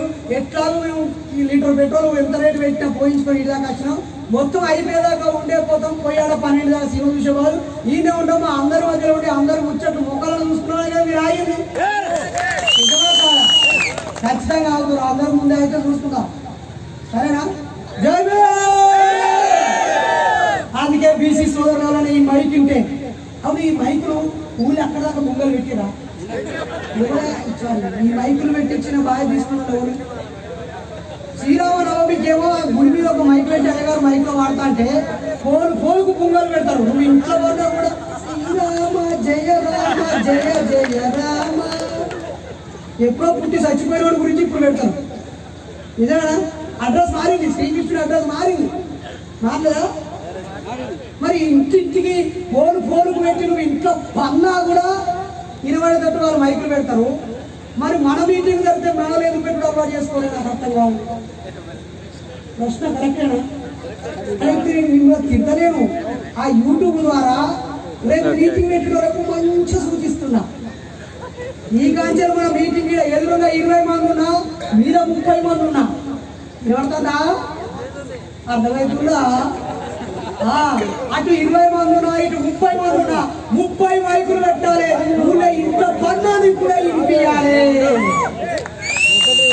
ఆ స్ట్రాటజీ కూడా మనకు ఉండాలి. మిత్రులారా, పెద్దలారా, నిజమే చెప్పిన తప్పుదా? లేదు కదా? కాబట్టి ఇంట్లో బంధువులకు కూడా 20 మనం మైకులు పెట్టుకుంటే తప్ప మొద్దు మిత్రులో ఉన్న మనలో మనం లేపుకోలేము, మేలుకొలుపుకోలేము. మిత్రులారా, ఆలోచిస్తారా? జై భీమ్. ఇప్పుడు ఒక 2 నిమిషాలు బాబాసాహెబ్ గురించి ఆల్రెడీ వచ్చేసారి ఉంటాం. అయితే ఈ విగ్రహం పెట్టినాక నిర్వాహకులు ఇప్పటివరకు ఎన్నో కష్టాలు, కన్నీళ్ళు పడి, అవమానాలు పడి, ఆడు 10,000 రాసి బయట 20,000 ఇచ్చినా అని చెప్పి మళ్ళీ పోయినప్పుడు ఆడు 5,000 ఇచ్చి శిక్ష పెట్టుకుని రూపాయి ఇవ్వకుండా మీరు తిరిగచ్చి వచ్చాడు ఉండి ఉంటాయి. కొంతమంది 5,000 ఇచ్చి నా పేరే చెప్పకని సాటుగా సాయం చేసిన ఉంటారు. ఇంకొంతమంది ఎన్నో కష్టాలంటే నేను వచ్చాడు చూసిన. అయితే ఇప్పుడు ఇవాళ అయిపోయింది అని చెప్పి రేపు పొద్దుగాల మంచి దావత్ చేసుకొని మీరు మళ్ళా తప్పుడు మార్గంలో పోవద్దు. ఇప్పటి నుంచి మీరు మీ ఊరికి ఆ గుడి కడితే ఆ గుడిలో ఏ దేవుడు అయితే ఉంటాడో ఆ దేవుడికి సంబంధించిన ఒక పెద్ద పండుగ జరుగుతుంది. తర్వాత అన్ని పండుగలకు అక్కడ పూజలు జరుపుతారు. అక్కడే ఈ బాబాసాహెబ్ అంబేద్కర్ గారికి కూడా మిత్రులారా జనవరి 1వ తారీఖు నాడు పండుగ జరపాలి. ఏం పండుగది? భీమా కోరేగాంలో విజయం సాధించిన రోజున 1919వ సంవత్సరంలో బాబాసాహెబ్ అంబేద్కర్ గారు ఇంగ్లాండ్ నుంచి వచ్చి అక్కడ ఇంగ్లీష్ లో రాసిన పుస్తకం చదివి భారతదేశంలో చలమైన బలమైన వాళ్ళు గుండెను బండగా చేసుకొని చేతులను ఆయుధాలుగా చేసుకొని బ్రిటిష్ వాళ్ళు తుపాకులతో యుద్ధం చేయడానికి భయపడ్డ చోట అక్కడ మహార్ బెటాలియన్ షికానాక్ సిద్ధినాథ్ నాయకత్వంలో బాజీరావు పీష్వా సైన్యం మీద 28,000 మంది సైన్యంతో కేవలం 500 మంది మహావీరులు యుద్ధం చేసి గెలుపొందిరు. ఈ భారతదేశం మొత్తం మీద యుద్ధం చేసి అమరవీరులైనటువంటి ఆ వీరులకు ఒక స్తూపం బ్రిటిష్ వాడు కట్టించిండు. ఆ కట్టించిన స్తూపం నుంచి స్ఫూర్తిని పొందాలని 1919వ సంవత్సరం నుంచి 1956వ సంవత్సరం దాకా బాబాసాహెబ్ అంబేద్కర్ బొంబాయికి దగ్గరగా ఉన్న పూణే మహానగరానికి 25 కిలోమీటర్ల దూరంలో ఉన్న భీమా నది ఒడ్డున ఉన్నటువంటి కోరేగాం గ్రామంలో ఉన్న ఆ విజయ స్తూపం దగ్గరికి ప్రతి సంవత్సరం 1వ తారీఖు రోజు వెళ్ళేవాళ్ళు. మరి మనం 31వ రోజు ఇంట్లో ఆగిపండి లేకపోతే అర్ధరాత్రి 12కి డీజే పెట్టి జిచ్చాంటి ఏం డ్యాన్స్ లో సంబంధం ఉండదు. ఈ మధ్య అసలు ఎర్రజెండ పాటల్లో డ్యాన్స్ చేస్తారు. నిజమేనా? అదే భలే అనిపిస్తుంది. పొల్లుకోలేకుంటారు. మీరు దయచేసి ఈ విగ్రహం పెట్టారు, ఒకటి స్టార్ట్ చేశారు ఇది రావడం కోసం. 1956లో ఆయన చచ్చిపోతే 70 ఏళ్ళ పెట్టారు ఈ విగ్రహం. సరే ఆలస్యమైన ముచ్చట పక్క పెడదాం. ఇప్పటి నుంచి ఏం చేయాలి? జనవరి 1వ తేదీన ఇక్కడ ఒక జాతర జరపాలి. భీమా కోరేగాం వీరుల దినోత్సవం. అమరవీరులు అమరత్వం పొంది ఆ బాజీరావు పీషు అనే బ్రాహ్మణ రాజ్యాన్ని అంతమొందించి తల్లుల చెల్లెల మానవ ప్రాణాలు కాపాడి రాజ్యాధికారాన్ని సంపాదించి సైన్యంలో అవకాశం సంపాదించి రాజ్యంలో ఉద్యోగాలు సంపాదించి వీరులమనే చరిత్రను లిఖించిన రోజు. కాబట్టి 1వ తారీఖు మీరు న్యూ ఇయర్ జరుపుకుంటారా, రాత్రి తాగుతారా, డీజే పెట్టుకొని ఎగురుతారా, నాకు సంబంధం లేదు. కానీ ఈ విగ్రహం పెట్టారు కాబట్టి మీ మీద బాధ్యత ఉంటుంది. ఆ గుడి కాడ అయ్యగారికి జ్వరం వచ్చినా నొప్పి వచ్చినా ఎవరినో ఒకరు పంపించి పొద్దున మైకెత్తాడు, మిమ్మల్ని ఒకరు పిలిపించి ఊడిపిస్తాడు, మిమ్మల్ని ఒకరు ఇటుపక్కలు అటుపక్కలు ముగ్గెత్తే పుణ్యవత్త అని చెప్పి ఆమె వచ్చేది మనలో పోయి కడిగి తుడిచి ఆ కథ వేరే మనతో చెప్తున్నాం. కానీ ఆడ ప్రతి పండగ గుళ్ళో పండుగ జరుగుతుంది. ఇక్కడ ప్రతి 1వ సంవత్సరం 1వ తేదీన భీమా కోరేగాంలో చనిపోయిన మహావీరుల యొక్క త్యాగాన్ని గుర్తు చేసుకునే ఉత్సవం ఒకటి ఇక్కడ జరగాలి. జనవరి ఒక పండుగ, ఫిబ్రవరి మార్చి 17 ఆయన చివరి ప్రసంగం ఇచ్చిన రోజు. దాన్ని కూడా మనం జరుపుకోవచ్చు. ఏప్రిల్ 14 2వ పండుగ. జనవరిలో ఇంకో పండుగ కూడా ఉన్నది. ఏ పండుగ అది? 26 జనవరి రాజ్యాంగాన్ని మనుధర్మాన్ని కాలబెట్టి ఈ దేశపు తలరాత రాసి ఆ మత గ్రంథాల ద్వారా కాదు పాలించాల్సింది, ఇదిగో ఈ రాజ్యాంగం ద్వారా అని చెప్పి ఈ దేశానికి దశాదిశ నిర్దేశాన్ని ఇచ్చి ఫాదర్ ఆఫ్ మోడర్న్ ఇండియా మారి రాజ్యాంగాన్ని అందించిన రోజు. కాబట్టి జనవరి 26వ తేదీన ఈ ఊరిలో ఉన్నటువంటి ప్రతి విద్యార్థి బల్లెకి పోయేస్తే పోయాని, కాలేజీ పోయేస్తే పోయాని, వాడికి పరీక్షలు ఉంటే రాసుకొని రాని, ఉద్యోగస్తులకు ఉద్యోగం ఉంటే చేసుకొని రాని, రాత్రి 10ంటికే మీటింగ్ పెడదాం. అవసరమైతే 10ంటికి కూడా పరీక్ష ఉన్నోడు ఉంటాడా? 10ంటికి కూడా నౌకరు పోయేటోడు ఉంటాడా? 7ంటికి పెట్టుకొని 8ంటికి షాల్ చేయరి, 12ంటి దాకా జరుపురి. 26 జనవరి అనే రాజ్యాంగం గురించి క్లాసులు చెప్పుర్రి. ప్రతి విద్యార్థిని యువకుడిని మహిళల్ని పిలిచి ఈ రోజే మైక్ పట్టుకొని బాబాసాహెబ్ మహిళల కోసం ఏం చేసాడు, రాజ్యం ఏం చెప్పచ్చు ఆయన గురించి చెప్తూ సముద్రంలో చెంబడి నీళ్ళు తీసుకున్నట్టు. సముద్రంలో చెంబడి నీళ్ళు తీసుకుని వస్తాయా? వచ్చే వచ్చే కాదు. కాబట్టి 26 జనవరి రోజు సాయంత్రం 6ంటికి మీటింగ్ పెట్టి ఆటలు ఉపన్యాసాల పోటీలు జాతరలు అందరికి ప్రైజులు ఇస్తూ ఒక గట్టి ఉపన్యాసకుడు తీసుకొని రాజ్యాంగం గురించి దంచుకొట్టి పీరి. జనవరిలో 2 పండుగలు అయిపోయినాయా లేదా? జనవరి పక్కకు పెడితే ఒక్క నెల వెనక పోదాం. డిసెంబర్లో 2 పండుగలు ఉన్నాయి. పండుగ అనే కంటే ఒక దుఃఖమైన రోజు. ఆయన డిసెంబర్ 6వ తారీఖు చనిపోయిన రోజు. ఆ చచ్చిపోయినటువంటి ఆ మహానుభావుడు మహాపరినిర్యాణం పొందాడు. దాని గురించి ఎలా చచ్చిపోయాడు? ఒక మనిషి చచ్చిపోయిన తర్వాత కూడా ఇన్నేళ్ల కానీ విగ్రహం ఎందుకు పెట్టినాం? చచ్చిపోయిన తర్వాత కూడా ఇంతమంది గుండెలు ఆయన సజీవంగా ఎలా ఉన్నాడు? ఆయన ఫోటో మన ఇళ్ళకి ఎందుకు వచ్చింది? ఇక్కడ ఎంతమంది ఇళ్ళ అంబేద్కర్ ఫోటో చేయలేటు అమ్మని వాంచని మహబూబ్ నగర్ జిల్లాకు తలవంచి చేయించింది. మీటింగ్ పోయి చేయలేవట్టు అంటే కొంచెం మంది చేయలేవట్టింది. అందరికి దండం పెట్టి చెప్పిన అక్క ఎవరైనా గుడికి పోయేస్తే తిరుపతి పోయేస్తే ఇంత తిరుపతి లడ్డూలు ఇంత పేడాలు కొన్ని తిరుపతి బొమ్మ పట్టుకొచ్చి నీకు ఇస్తాను. నిజమా కదా? ఇక దేవుడి కోసం నువ్వు కట్టుకున్న అరలా ఓ 2 కోటి ముఖ్యానికి ఇచ్చినాక వచ్చాను ఎండుతాయి.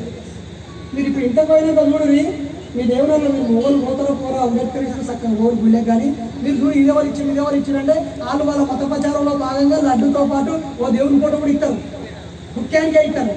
కానీ మనం మన ఎవరి ఇంటికన్నా పోతే పుట్టినరోజైనా స్వచ్ఛరోజైన సందర్భం వస్తే ఫోటోలు ఇచ్చుకోవడం మొదలు పెట్టాలి. ఏ మహానుభావులను చూసినా మన పిల్లలు వెళ్తుంది.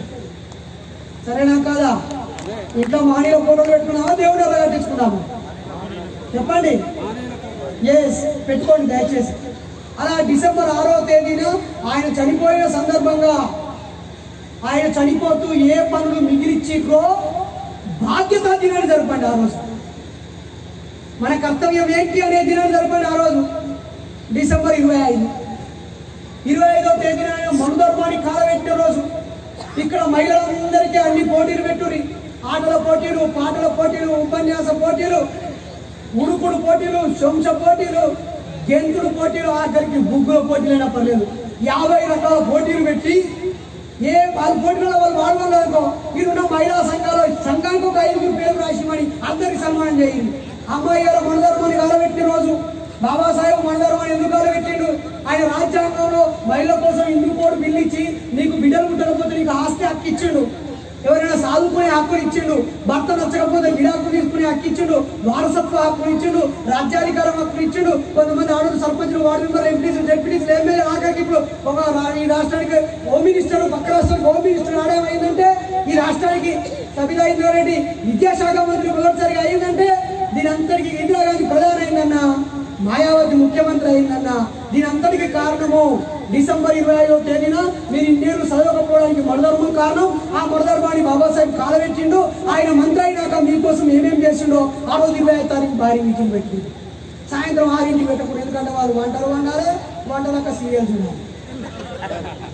కోడలా కోడలా కొడుకు పెళ్ళమ్మ సీరియల్ ఒకట, కొడుకు పెళ్ళని కోడలు కాకపోతే మొదలవుతుందా? చెప్తున్నక్క ఎన్ని సీరియల్లో పాపం అక్క మధ్యాహ్నం 2ంటికి గుర్తుపట్టుకుంటుంది, 2ంటికి గుర్తుపట్టుకుంటే రాత్రి 11ంటికి గొడవడుతుంది. చూడకపోతే వాడు ఏదో ఫైన్ వేసినట్టు అక్కలోని దండం పెడతా.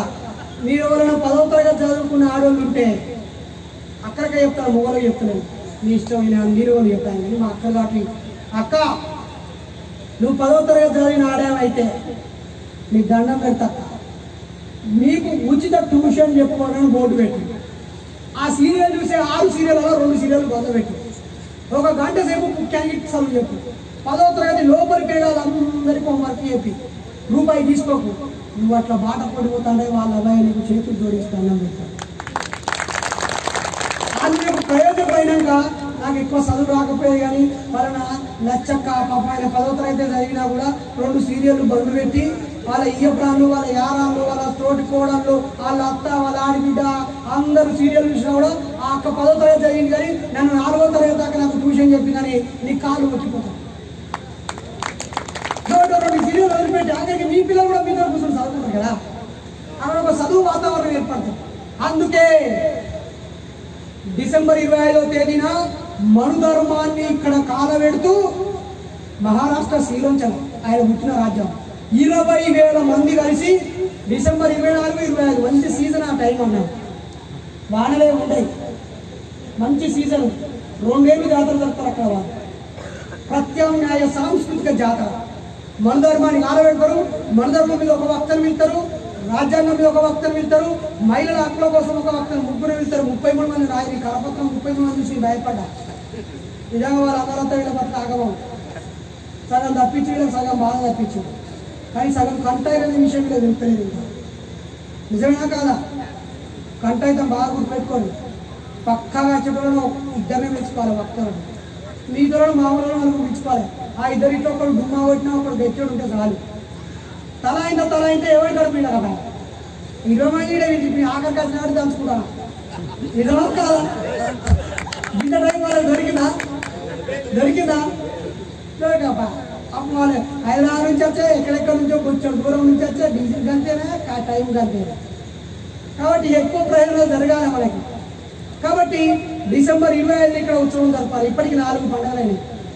జనవరి 1వ తారీఖు భీమా కోరేగాం దినము, జనవరి 26 రాజ్యాంగ దినం, డిసెంబర్ 6 బాబాసాహెబ్ చచ్చిపోయిన రోజు, డిసెంబర్ 25 మహిళల పరివర్తన కోసం మనువాదాన్ని కాలబెట్టిన రోజు. 4 పండుగ అయిపోయింది. ఇక తర్వాత ఇంకొక నెల వెనుక పోదాం. డిసెంబర్ కంటే ముంగట ఏం జరుగుతుంది? నవంబర్ 26 రాజ్యాంగాన్ని ఆమోదించిన రోజు, కాన్స్టిట్యూషన్ డే. ఈ రోజు మనం అందరం పోయి కొంతమంది అరే నువ్వు ఎంఆర్ఓ నువ్వు ఇలా 26 జనవరి నువ్వు బాబాసాహెబ్ పెట్టకుండా గవర్నమెంట్ పెట్టాను వదిలిపెట్టున్నాడు. అరే ఆడెవడో ఫోటో పెట్టలేదు, నువ్వెందుకు ఉంటావురా? ఆ పుట్టినరోజు నీ గల్లె నువ్వు జరిపినావురా?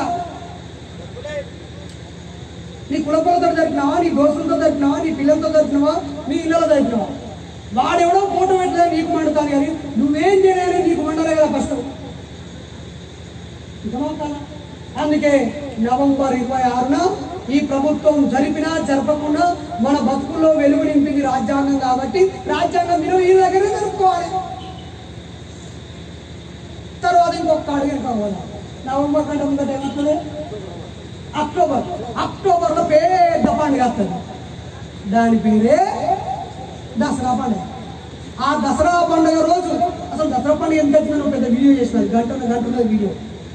అసలు ఆ దసరా ఎందుకు వచ్చింది, ఏ అవతారం ఎత్తిర్రు, ఆ అవతారానికి ఆ పండుగ కారణం ఏంటి తెలుసా మీకు? అసలు అదే ఇప్పుడు ఒక ముక్కలో చెప్తా. దేవతలందరూ వాకింగ్ చేసేటువంటి మేరు పర్వతాన్ని ఎత్తుకపోతారు.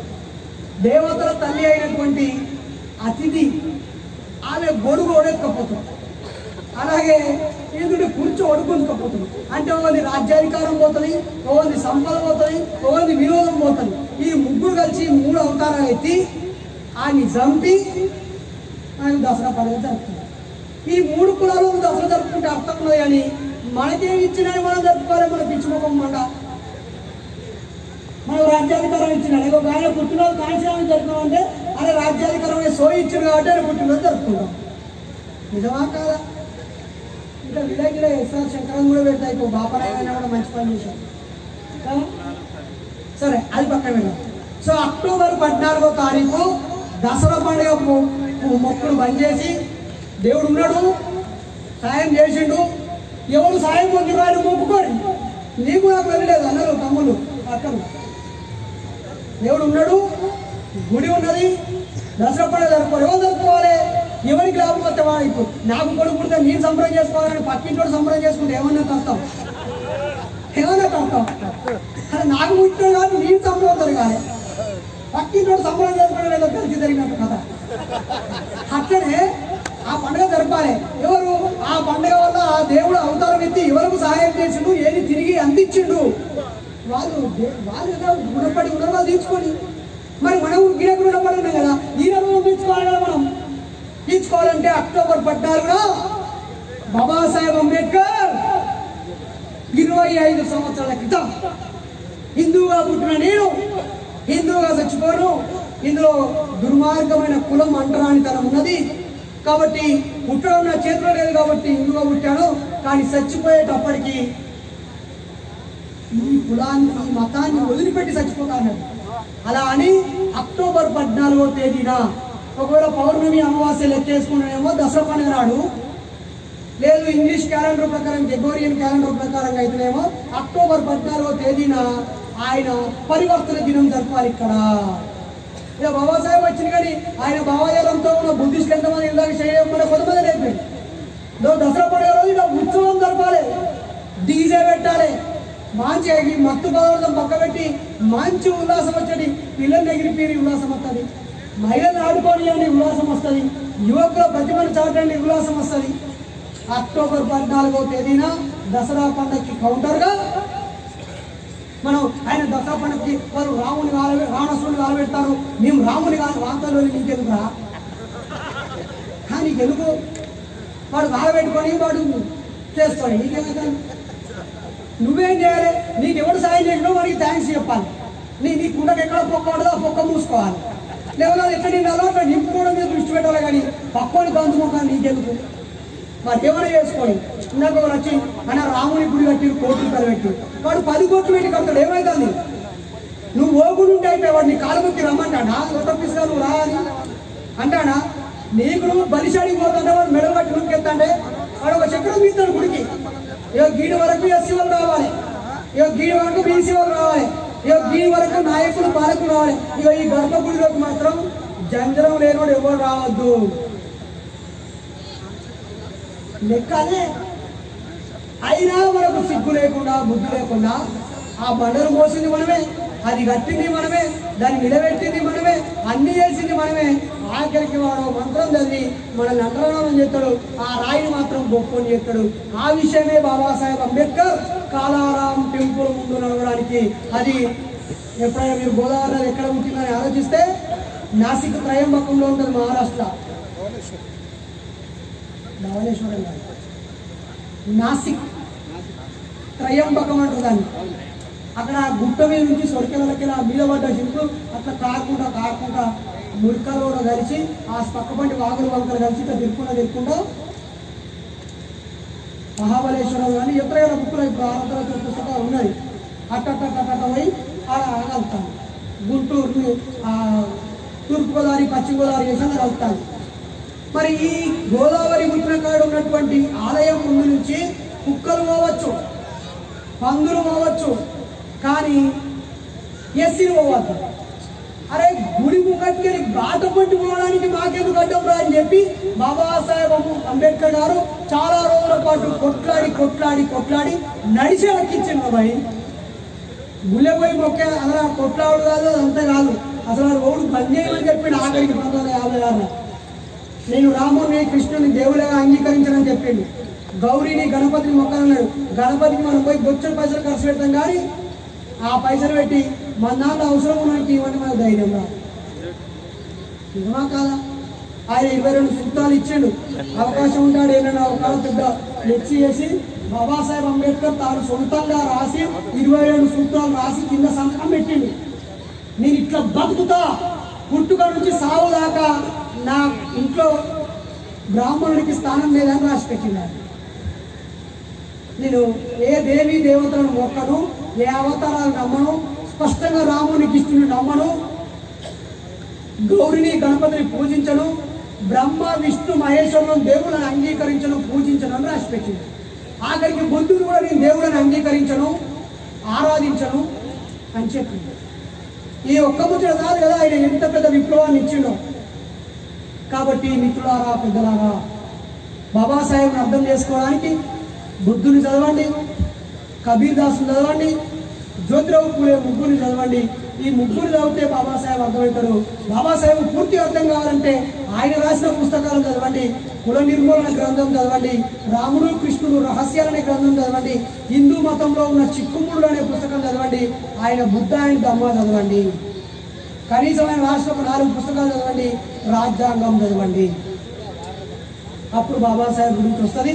అలా బాబాసాహెబ్ అంబేద్కర్ మన కోసం ఏం చేసిండో తెలుసుకుంటూనే ఇప్పుడున్న పరిస్థితుల్లోని కాలానికి ఆయనను అన్వయించుకొని ఏం చేయాలో ముందుకు వెళ్తూ మన యువత ఈరోజు సెల్ ఫోన్ చేతిలోకి వచ్చి వాళ్ళ మెదడు వాళ్ళ కంట్రోల్లో కాకుండా సెల్ ఫోన్ కంట్రోల్లోకి వెళ్ళిపోయింది.